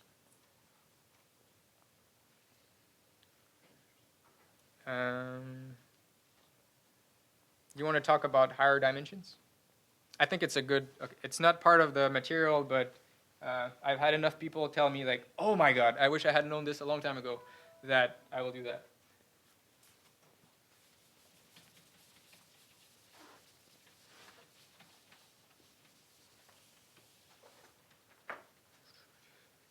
So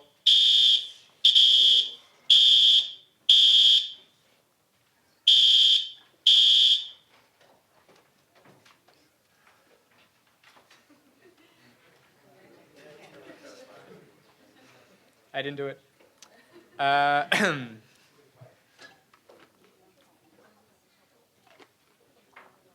Okay, so that was 2 dimensions. So a one-dimensional NumPy array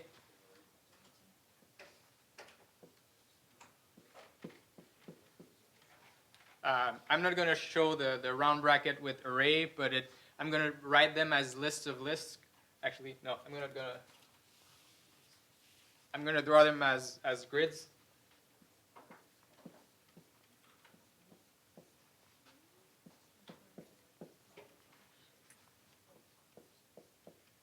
So the shape of this is a 4. Okay? That's a one dimension. If we did array.ndim, we'd get a one dimension.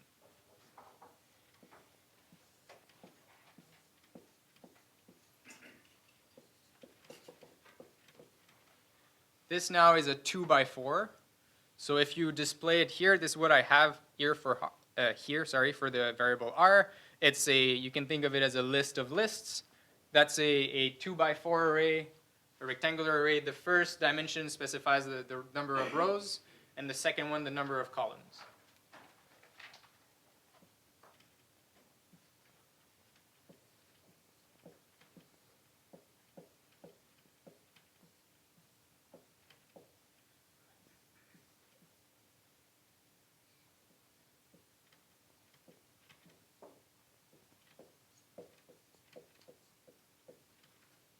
So this one now is a 3-dimensional array, which is will be displayed as a list of lists.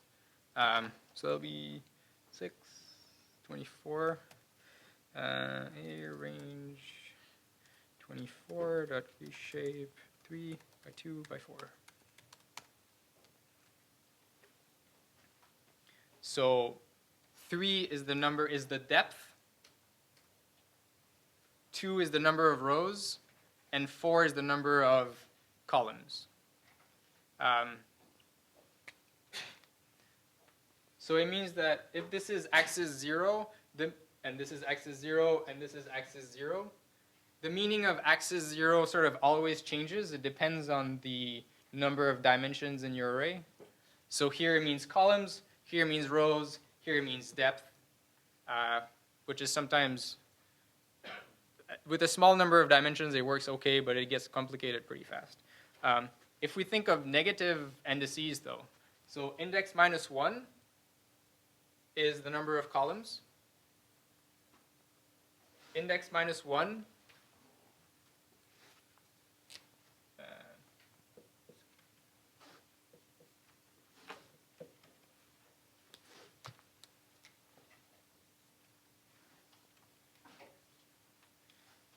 index -1 is always the number of columns.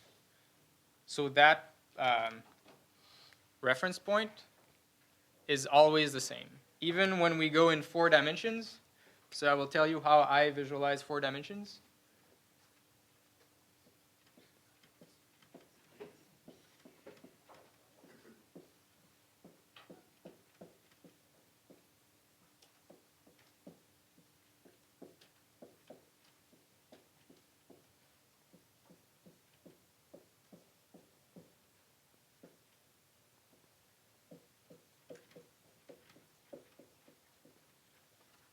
So that's a 2 by 3 by 2 by 4. So I extend, like, I'm human, like most of you, I suppose. Like 3D, I'm pretty good. 4D is just extension of 3 dimensions. So I have one cube, 3D, and then I extend it to extra dimensions. So now in my 4th dimension, the basic unit is a 3D cube. So I have 2 cubes as 2 columns that have 3 rows deep, that have 3 rows deep, and then 2 actual rows, and then 4 columns. And then the 5th dimension would add blocks below, and then the 6th dimension would add blocks backwards, and then 7th you would have, that's how I think of them. Maybe I'm crazy, but I would start having cubes of cubes side by side, below each other in the back, and then fortunately I've never really had to work with more than 7-ish dimensions.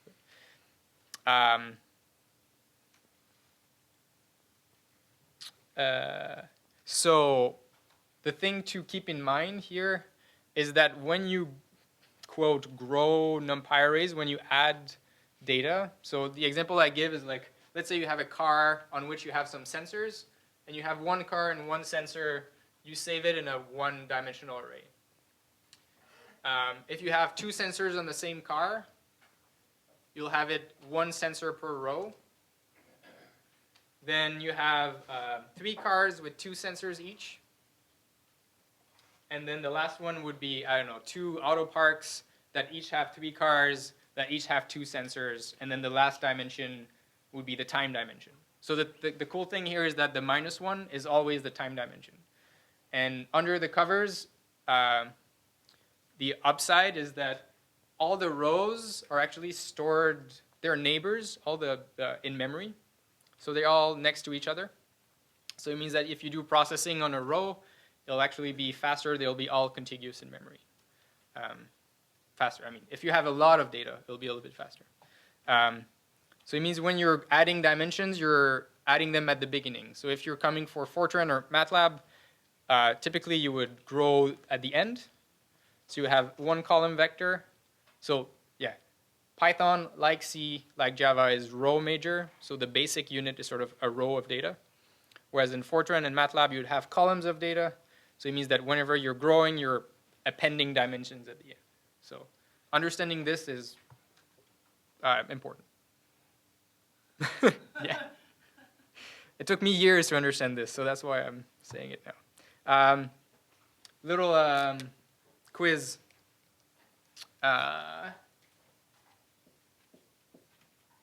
So let's say I want to select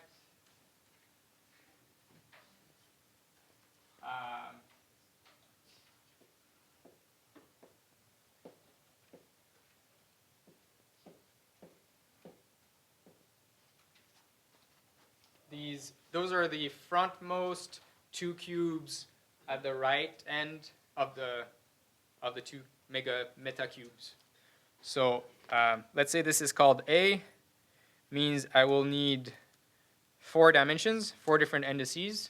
How will I slice these two cubes to get that selection? So let's start from the beginning. Where the first one selects rows, columns, cubes, correct.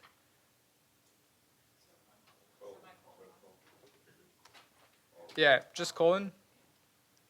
This means all the elements in that given dimension, which in this case means all the cubes. Now, this is depth. Not 1, 0, correct. This is row, and this is column. Row is column, correct. And column, yeah, I would be 0, 1, 2, 3 would do, but I prefer personally -1 as like give me the last one. I don't care if -1 is always the last one, whereas 2, depending on the size, will mean different things. So yeah, so this will return. Other question: what will be the shape of the array that is returned here? How many dimensions? 2 dimensions, correct. The question with the arrange, do you have to do it differently with more? I couldn't get it to work when I did like arrange, number, dimension. The number of elements has to work. Okay. So if I do a range of 2 by 3 by 2 by 4, that reshape of 2 by 3 by 2 by 4. So the number of elements has to work. Yeah, so the shape of the result, that was, what did we say? 0, colon, -1.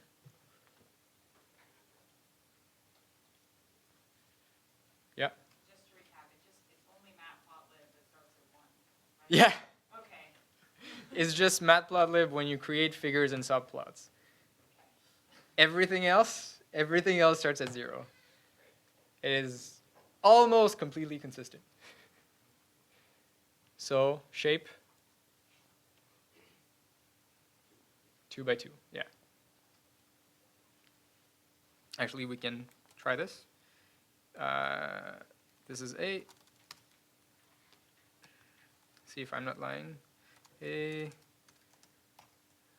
0, colon, -1. Yeah.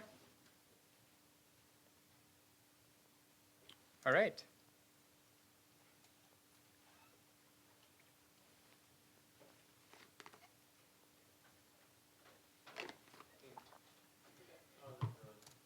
Sure. And while I'm here, so you can also do what is called incomplete indexing. So A, remember, it's a 4-dimensional array. If you use incomplete indexing, so just do A of 0, this is acceptable. This is a valid thing. And essentially, in this context, means give me the first cube. So we'll give you all that is left under that dimension. So if you have a here a 3-dimensional array and you do A of 0, it will give you the first slice of, not the first slice, but the first index of the depth. Here if you do A of 0, it will give you the first row, and here A of 0 will give you only the first item. So it will give you whatever is all the dimensions that are left under the first one. Maybe I missed it. What if you, on the second cube, wanted to go straight down the middle? You wanted to get the front right on the left cube, and on the back cube, you want the Say that again. So on your far left or far right diagram there, you want to leave the left cube the same, and the right cube you want to get the two cubes right down the middle there. Like here? Yeah. So we're going to get to that in a second. So that, because this cannot be represented as a step size, because an irregular step size, we'll have to use another method to do a selection of sort of arbitrary values. We cannot express it as using the colon syntax. But before we get there, a little aside on getting data. So since the beginning of the class, I've mostly been typing like 1, 2, 3, 4, because it's the mental overhead and the finger overhead is really low. But you're more likely to receive data from someone. For example, in this example here, if you have a CSV file or some text file that either you produced yourself or some of your colleague gave to you, or if you have some old school machine that spits out weird text files. So on the left side here, the basic pattern is we open the file normally using Python syntax, and we create a list, like a plain Python list of data. And then this big for loop here, what is happening is that we read each line in the file one by one. We split it on white space. So imagine you had a tab-separated file. So we split on white space. Here you use a list comprehension to loop through all the columns, convert them to float, because what comes in is all strings. And then row data is a list of float, and then we append that to our data, a data list. So at the end here, just before the finally, what we have is literally a list of lists. So at that point, it is not yet a NumPy array. It is just a Python list, which is useful, very flexible, but not necessarily like the right format if you want to do a lot of computations on this. So once you have your list of lists, you can pass it to array, NumPy array, and that will actually create your NumPy array in memory, which you can work with. So this is okay. This is useful if you have a weird file with sort of inconsistent separator. You have to do a lot of work by hand. But there are two functions part of NumPy. One called load.txt, and the other one is called gen from txt, I think, that can do most of that work for you. If your file is reasonably well structured, it will do all the processing for you. So the basic syntax, I'm gonna go here.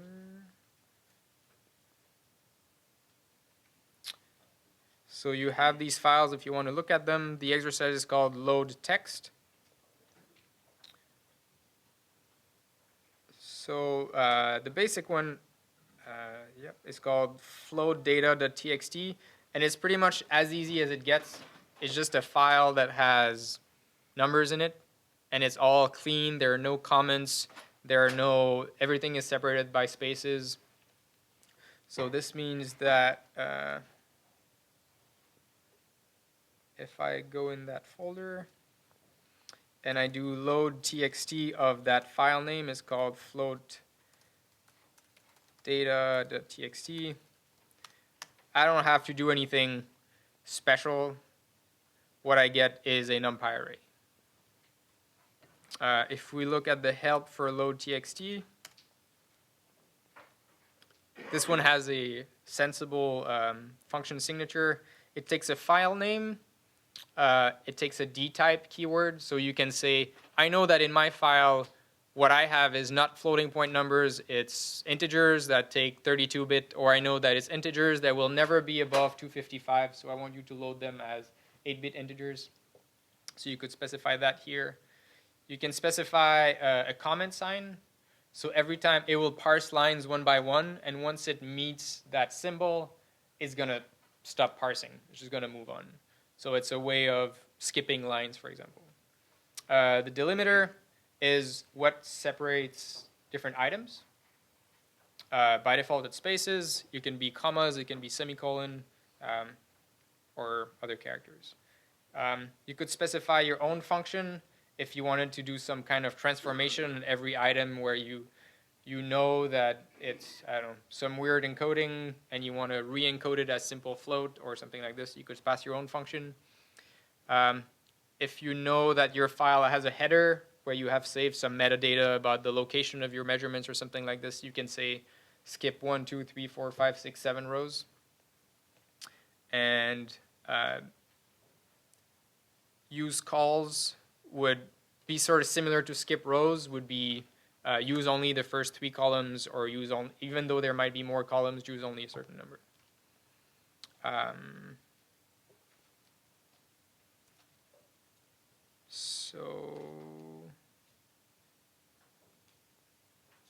Okay, we're going to do a quick exercise for this. So if you open load underscore text.py, there are 3 questions. One I just did, super simple. There are no arguments, you just need the file name. The second one, this is the content of the file.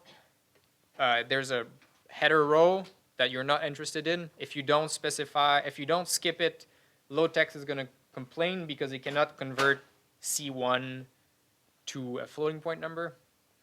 And then if you make it to the bonus, which is actually the more interesting one, the file looks like this. So in this case, you'll probably want to skip the first row. You'll probably want to skip the useless column. You'll probably want to skip all the lines that start with the %sign. So yeah, you have nothing to do once you've loaded the file. Is just to be familiar a little bit with the arguments and play around to load the file correctly. So we're going to do that until 11:20, and then we're going to move on to something else.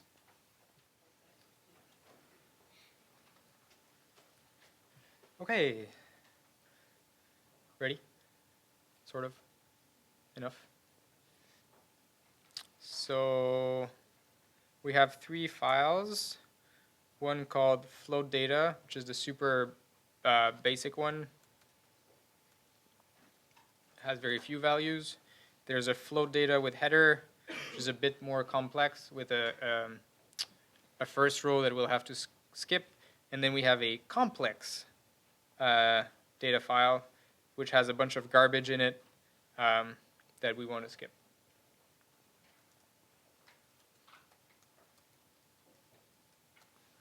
So if we look at the solution, first one is the plain float data. That's really easy. We just have to specify the file name, and we will get the right array. That's what we have here at the top. The second one, we have to specify the number of rows we want to skip, is the one with the header, and then the rest of the data will be saved as a floating point array. So that's array 2. There we go. And then the last one requires a few more arguments.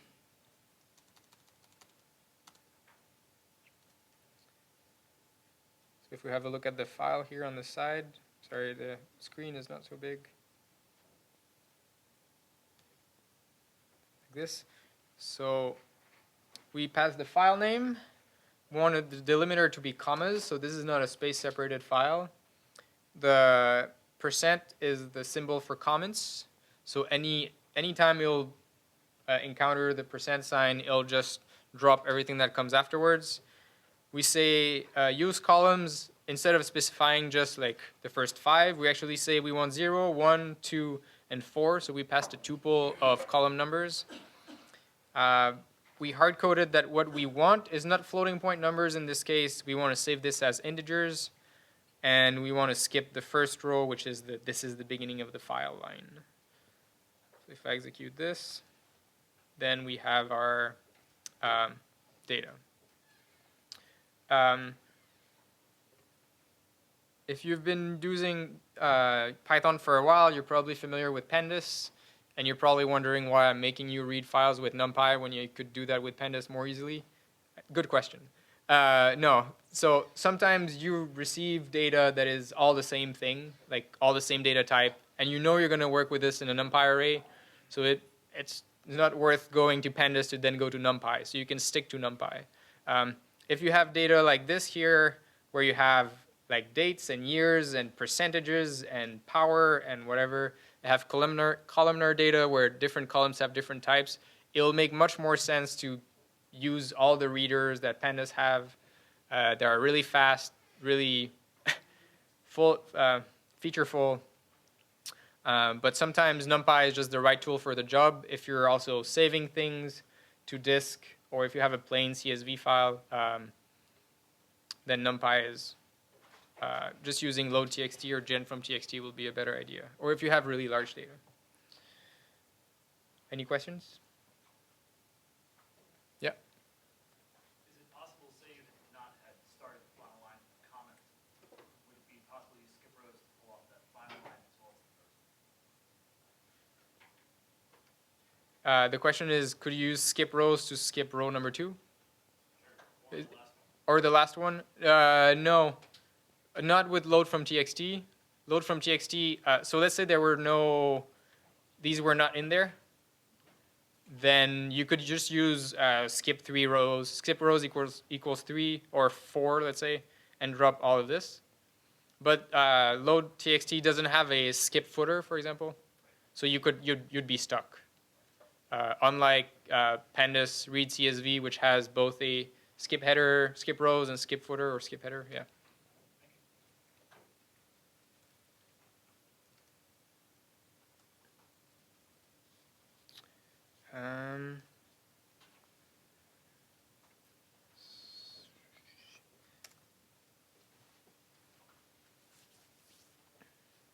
So if you receive data in different data types, there's a bunch of readers to read those data types. If you get plain text file where everything is the same, you'll be good with load.txt and gen from txt. Also, NumPy objects have a to-file method that allows you to save them to disk. If you get, here's a table of other data types and common packages that can be used to read and write those data types. If you have really large data sets, like hundreds of megabytes, don't save them as CSV files. It's wasteful of space, slow to read and everything. You should look into formats like HDF5 and the packages PyTables and H5Py. You'll get much better performance and save space. Yeah. So this is a good sort of thing to keep on your bedside table or maybe on your desk at work. Of like little table of like, oh, I have this file to read. What should I use to read that? This we talked about, array slicing.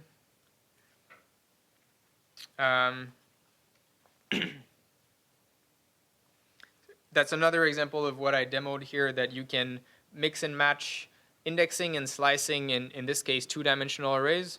So we have different colors to make different selections. So in orange here, we're selecting the first row, row 0, and then columns 3 to 5. So the upper bound is included, so we get 3 and 4.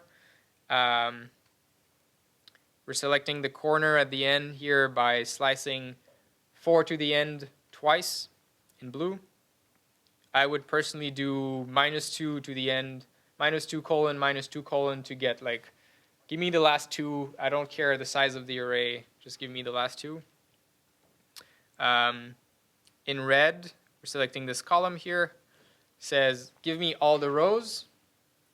That's the colon. And then of column number 2. And strides are also possible, so this means that all the things you can do in 1 dimension, you can do in n dimensions. So this means start at row 2, give me all the way to the end, and every other item in both, and then in the other dimension, start at the beginning, column 0, all the way to the end, every other item. So we get this regular pattern. So I've hinted at this before, when we modified arrays in place, but this is sort of a more explicit way of like, I'll say the words. When you do slices in a NumPy array, what you get is a reference. So it means it's a view inside the data of that array. So if you define array A, somewhere in memory there's a chunk that represents the data for that variable. If you slice A, I'm going to do it at the prompt.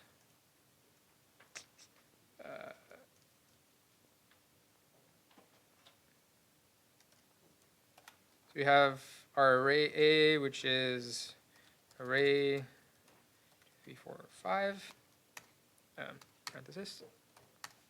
So if I slice A, I get 1, colon 3,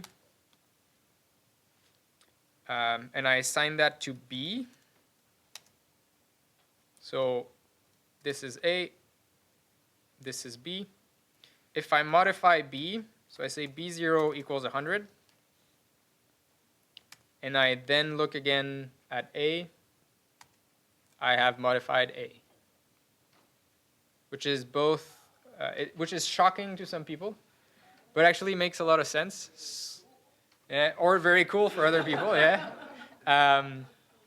So NumPy tries to be really economical. So memory copies are expensive.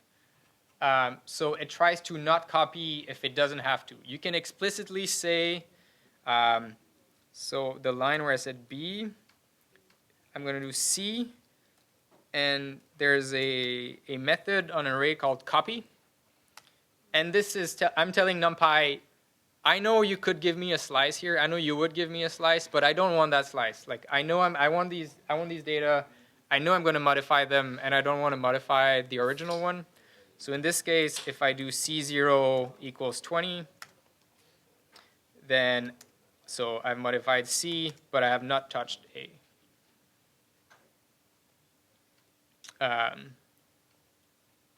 So that's actually, yeah, it's really cool because it makes it really efficient when you're passing slices around to other functions. You don't have to copy anything. You're all modifying the same memory buffer. It's something to be aware of because you might have bad surprises. But if you know, it's actually quite convenient and fast.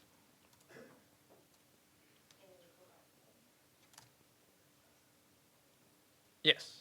So you can extend NumPy lists, right? Like the arrays. So the question is if you can extend an array. And then, well, if you can, how does that work with it, like a pointer? So you cannot really, like if you extend it, it's actually going to do a memory allocation somewhere else. So they don't behave like Python lists. Python lists are really meant to just be appended. NumPy arrays, not really. So if you want to grow it, it's going to allocate another chunk of memory and then copy all that data to a bigger one. So you're saying like, so this is A, and I'm going to do G, which is an empty array of 100, of 10, let's say, because it's bigger. And then I'm going to do G of the length of A equals A. So I created an empty array of 10 values. And then I didn't actually extend A. I created a new array, and I sort of put that data in. And then the rest here is whatever values was in memory at that time. So that's where I get garbage, because I use empty. It would actually make more sense to do G equals zeros, probably. Like this. And then the slice of G. So I take a slice of G that is the same length as A, and I assign A to that section of G. So I have not actually grown A. A is still of the same size.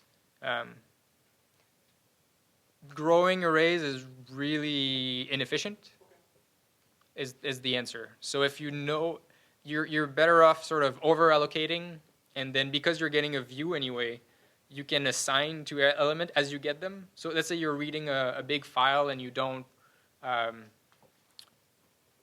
you have to do it interactively. You could find out how many lines you have in your file, or like how big it will be, pre-allocate an array of that size, and then line by line put stuff in the array, like keep track of this is row 0, this goes here, this is row 1, this goes here, this is row 2, this goes here.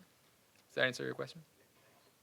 What if you don't know what size your ultimate array is going to be? You could do it by chunks. So you could do like, here's 1,000 line, and every time you create, you could create a list, a Python list of NumPy arrays of chunks, and then there's a np.concatenate function where you could then put them all together.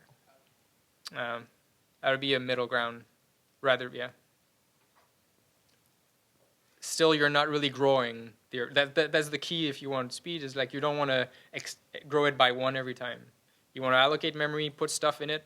You can do it multiple times, and then you can join them together into a big array. The downside is that you'll have all the data twice. So if you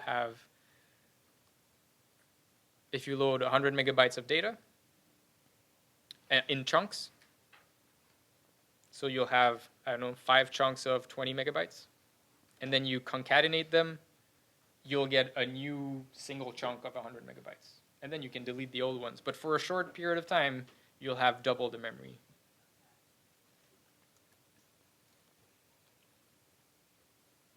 Okay, so now what happens, so back to this person's question here earlier. What happens if I don't want a regular slice, I want like different chunks in the array that cannot be expressed by slicing.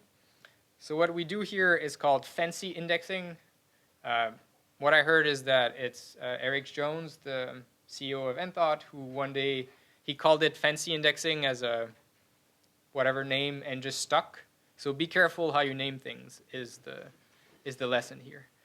So what fancy indexing here is a way of getting irregular slices or portions of an array.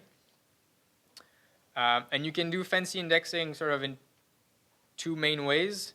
The first one on the left is indexing by position.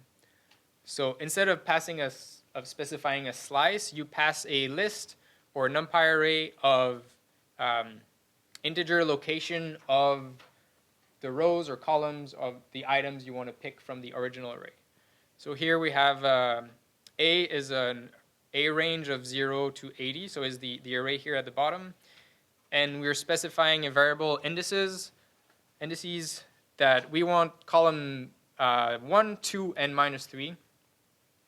And then we use that in the square brackets to do the indexing of A. And what we get is 10, 20, and 50.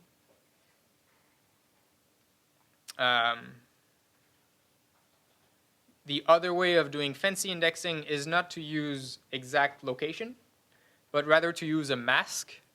So that's really, really powerful, where we say either you create a mask by hand here, which is kind of unlikely, where you'll say 0 means false and true means 1. I'll say like, not this one, this one, this one, not this one, this one, not this one, not this one. Not likely that you'll do it by hand. It's more likely that you're going to do something like here, mask 2, where you're going to say, I want array A, all the values in A that are less than 30. And you don't need to know where they are, and they don't have to be contiguous.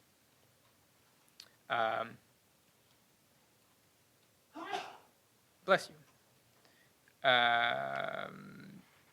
So an example would be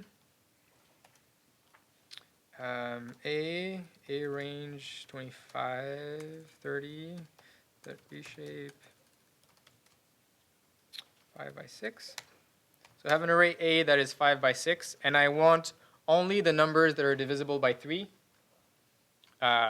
So I could, if I didn't know NumPy, I would loop through every single element, and then I would somehow test if it's divisible by 3, and that would be inelegant and inefficient. So rather than that, I'm going to use the modulo operator, which returns the remainder of integer division. So A modulo 3, if it's divisible by 3, will return 0. If not, we'll return other numbers. And this is not quite Boolean yet, so what I'm going to do is going to say equals 0. And the result of this is a comparison. I'll have my mask. And now I can use this mask as an index inside for array A. And it returns only the values that are divisible by 3. Questions? Yes? What if I want to keep the shape of your array, just alter the particular? If you want to alter, you can use it for assignment. So I can set this to 0. And now I've set all the numbers divisible by 3 by 0. What would be the best way to get the indices of that? Yeah. So there is a function called where that takes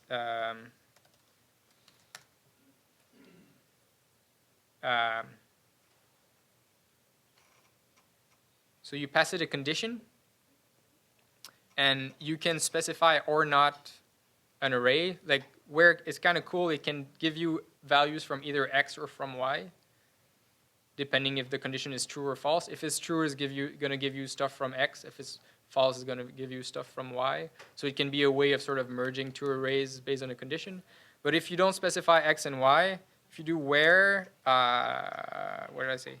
A modulo 3 is equal to 0. It returns a tuple of NumPy arrays, one NumPy array per dimension in the original one, and their pairwise coordinates of where that condition is true. That make sense? We can actually use it in here. And it'll give you the same result.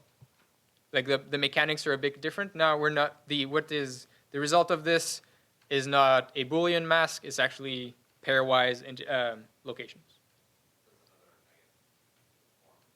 Yeah, exactly. It's one of the two forms. One is the plain mask. This one is the indices. So we're not going to have time for an exercise on this, but I highly encourage you to do it. It is called Dow selection. And the idea is you have stock data for the company Dow, and then we want you to plot the stock value, and then highlight only the stock values for only the days where there were more than 5.5 billion stock exchanges.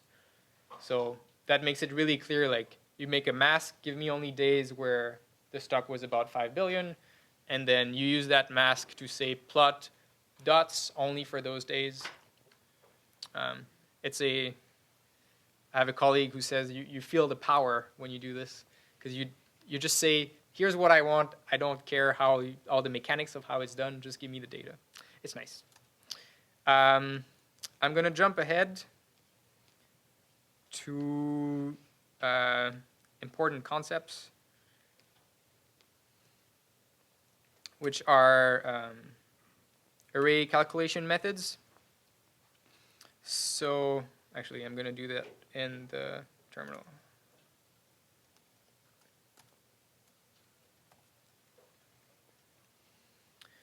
So this is a bit big.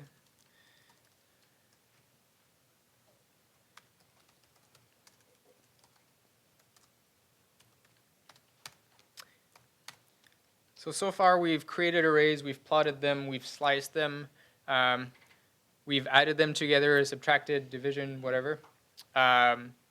It's really likely that you'll want to do more than this. You'll want to calculate the sum, or do some operation over rows or columns, or you want to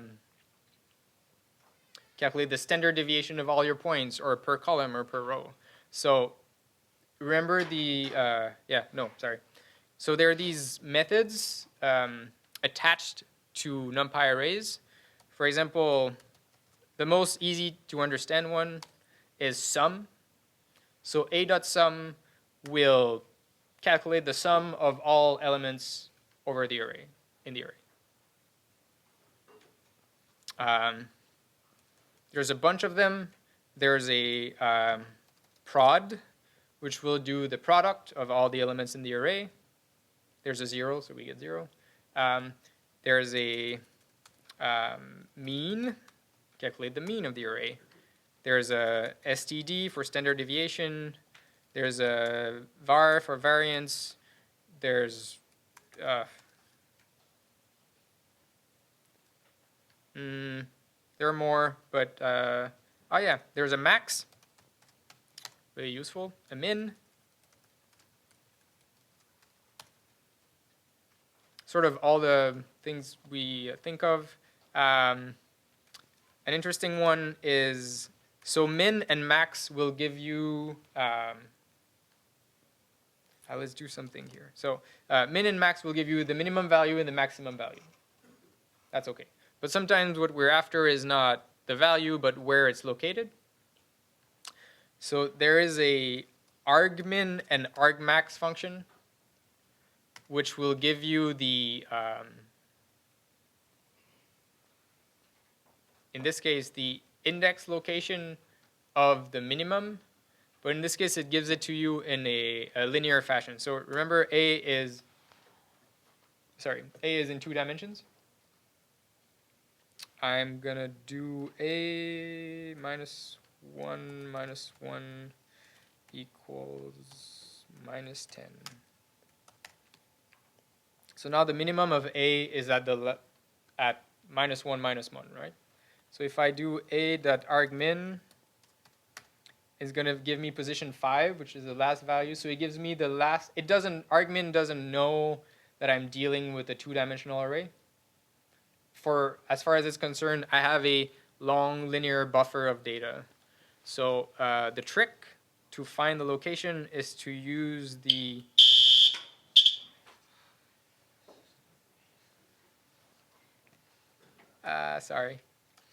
unravel index.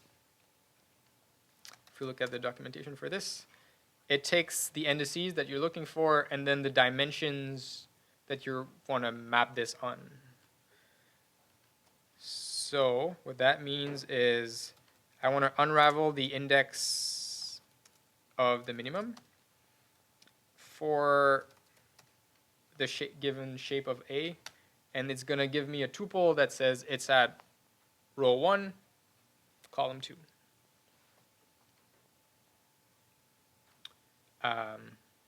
Really cool trick. So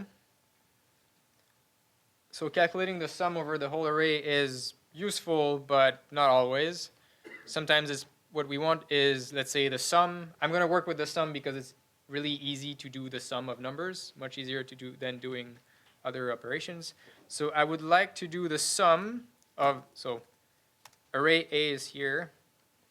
I would like to do the sum over rows. So across rows, so it means that I want to end up with 3 values. So sum and all the functions that I showed before, except a keyword called axis. And what you specify here is the axis number across which the operation will be performed. What that means is that that dimension will go away. So if I have a 2-dimensional array here, and I do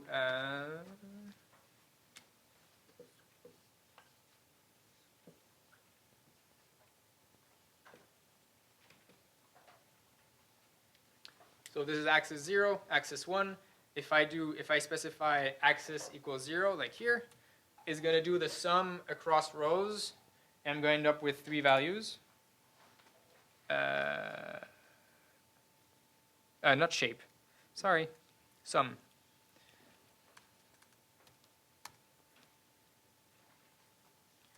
Right? And then if I do A.sum axis equals 1, it's going to go across columns, so I'm going to end up with only 2 values.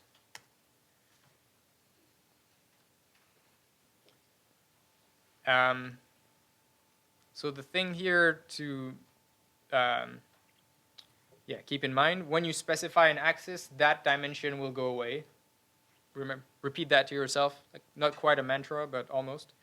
And the other thing is, if you have this mental model in your head, remember the sensors in a car, two sensors in a car, 3 cars, 2 locations with 3 cars. -1 is always the time dimension. It's always the fastest varying indices. So it means that axis -1, if you do like, you want to do what's the mean value of my sensor, you want to see if they have, I don't know, there's some buzz in your cables and you want to see if it's correct AC with a mean of 0, you could do a.mean axis -1. And you don't have to care how many dimensions you have. You could have 14 dimensions. The -1 is always the last one. It's always the contiguous chunks of memory. And yeah, so it means that you could also do, we're not going to talk about this today, but if you were doing FFTs, for example, fast Fourier transforms, you could apply those fast Fourier transform across axis -1. So FFT dot of A axis -1. So I have calculated the FFT. If I wanted the FFT of all my sensors, I could have in this case, 4-dimensional arrays. Apply this FFT to my array across the last dimension. In this case, it doesn't go away because it's not a aggregation operation. But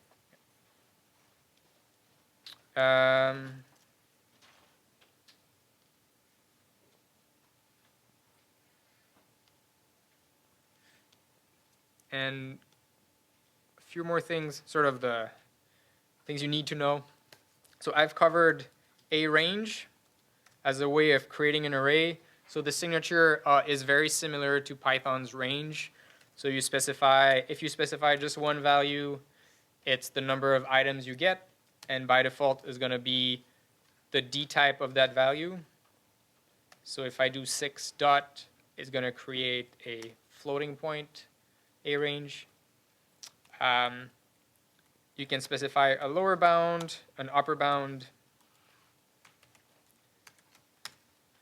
and it's going to, if one of them is a float, then everything else will be a float. You can specify a step size. So this is not really surprising, I think. Another useful one is zeros. So zeros takes a tuple of either one value.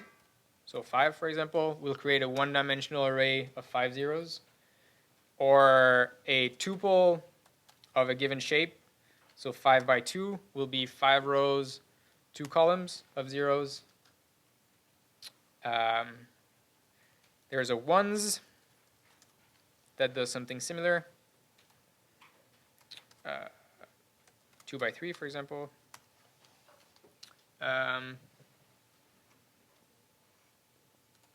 What else am I missing?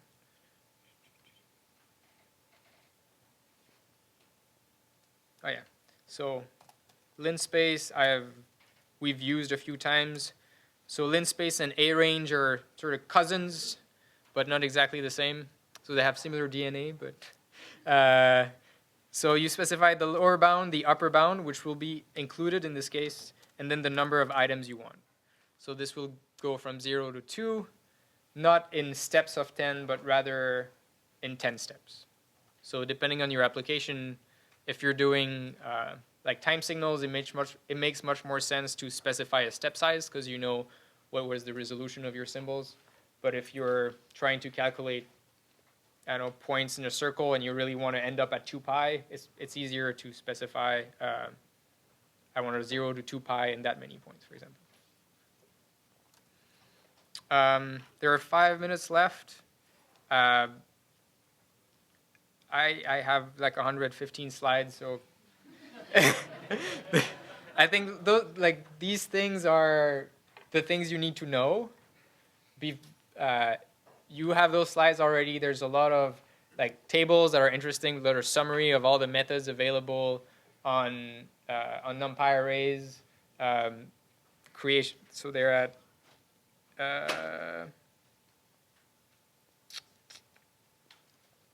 I think it should start at around slide 62. Of all the attributes, the shape, a few things. It's a good sort of cheat sheet. You could print only those 4 slides, 2 slides per page, please, save paper. As ways of like, what can I do with the NumPy array? We have not done all the exercises that I had for you. So I highly encourage you to do the Dow selection, which is the one where you use fancy indexing.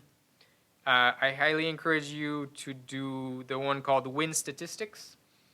So the idea in wind statistics is that you have wind data, wind measurements for 12 stations in Ireland for different days between like 1960 and 1975 or something like this. And we ask you to, what was the average wind over the whole island?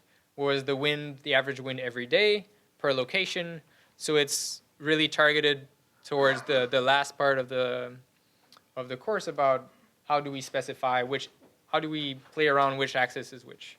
To be honest, the axis keyword, I've been writing Python for 4 or 5 years now. I'm always confused, so don't be ashamed to be confused. Make a small array that has like 2 by 3, 3 by 4, something like this, not 5 by 5 because it's useless.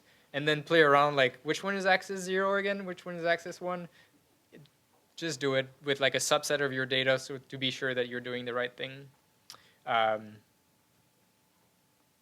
Yeah, wind statistics is a cool exercise. It covers the where as well, so you want to find like the average only for the month of January, for example. So yeah, there are 5 minutes left. If you want to start this, I would be happy to stay as long as you want to stay. I want to answer your questions. But otherwise, that was not all I had. I had more, but let's say that's all I had. Sorry. So thanks for coming.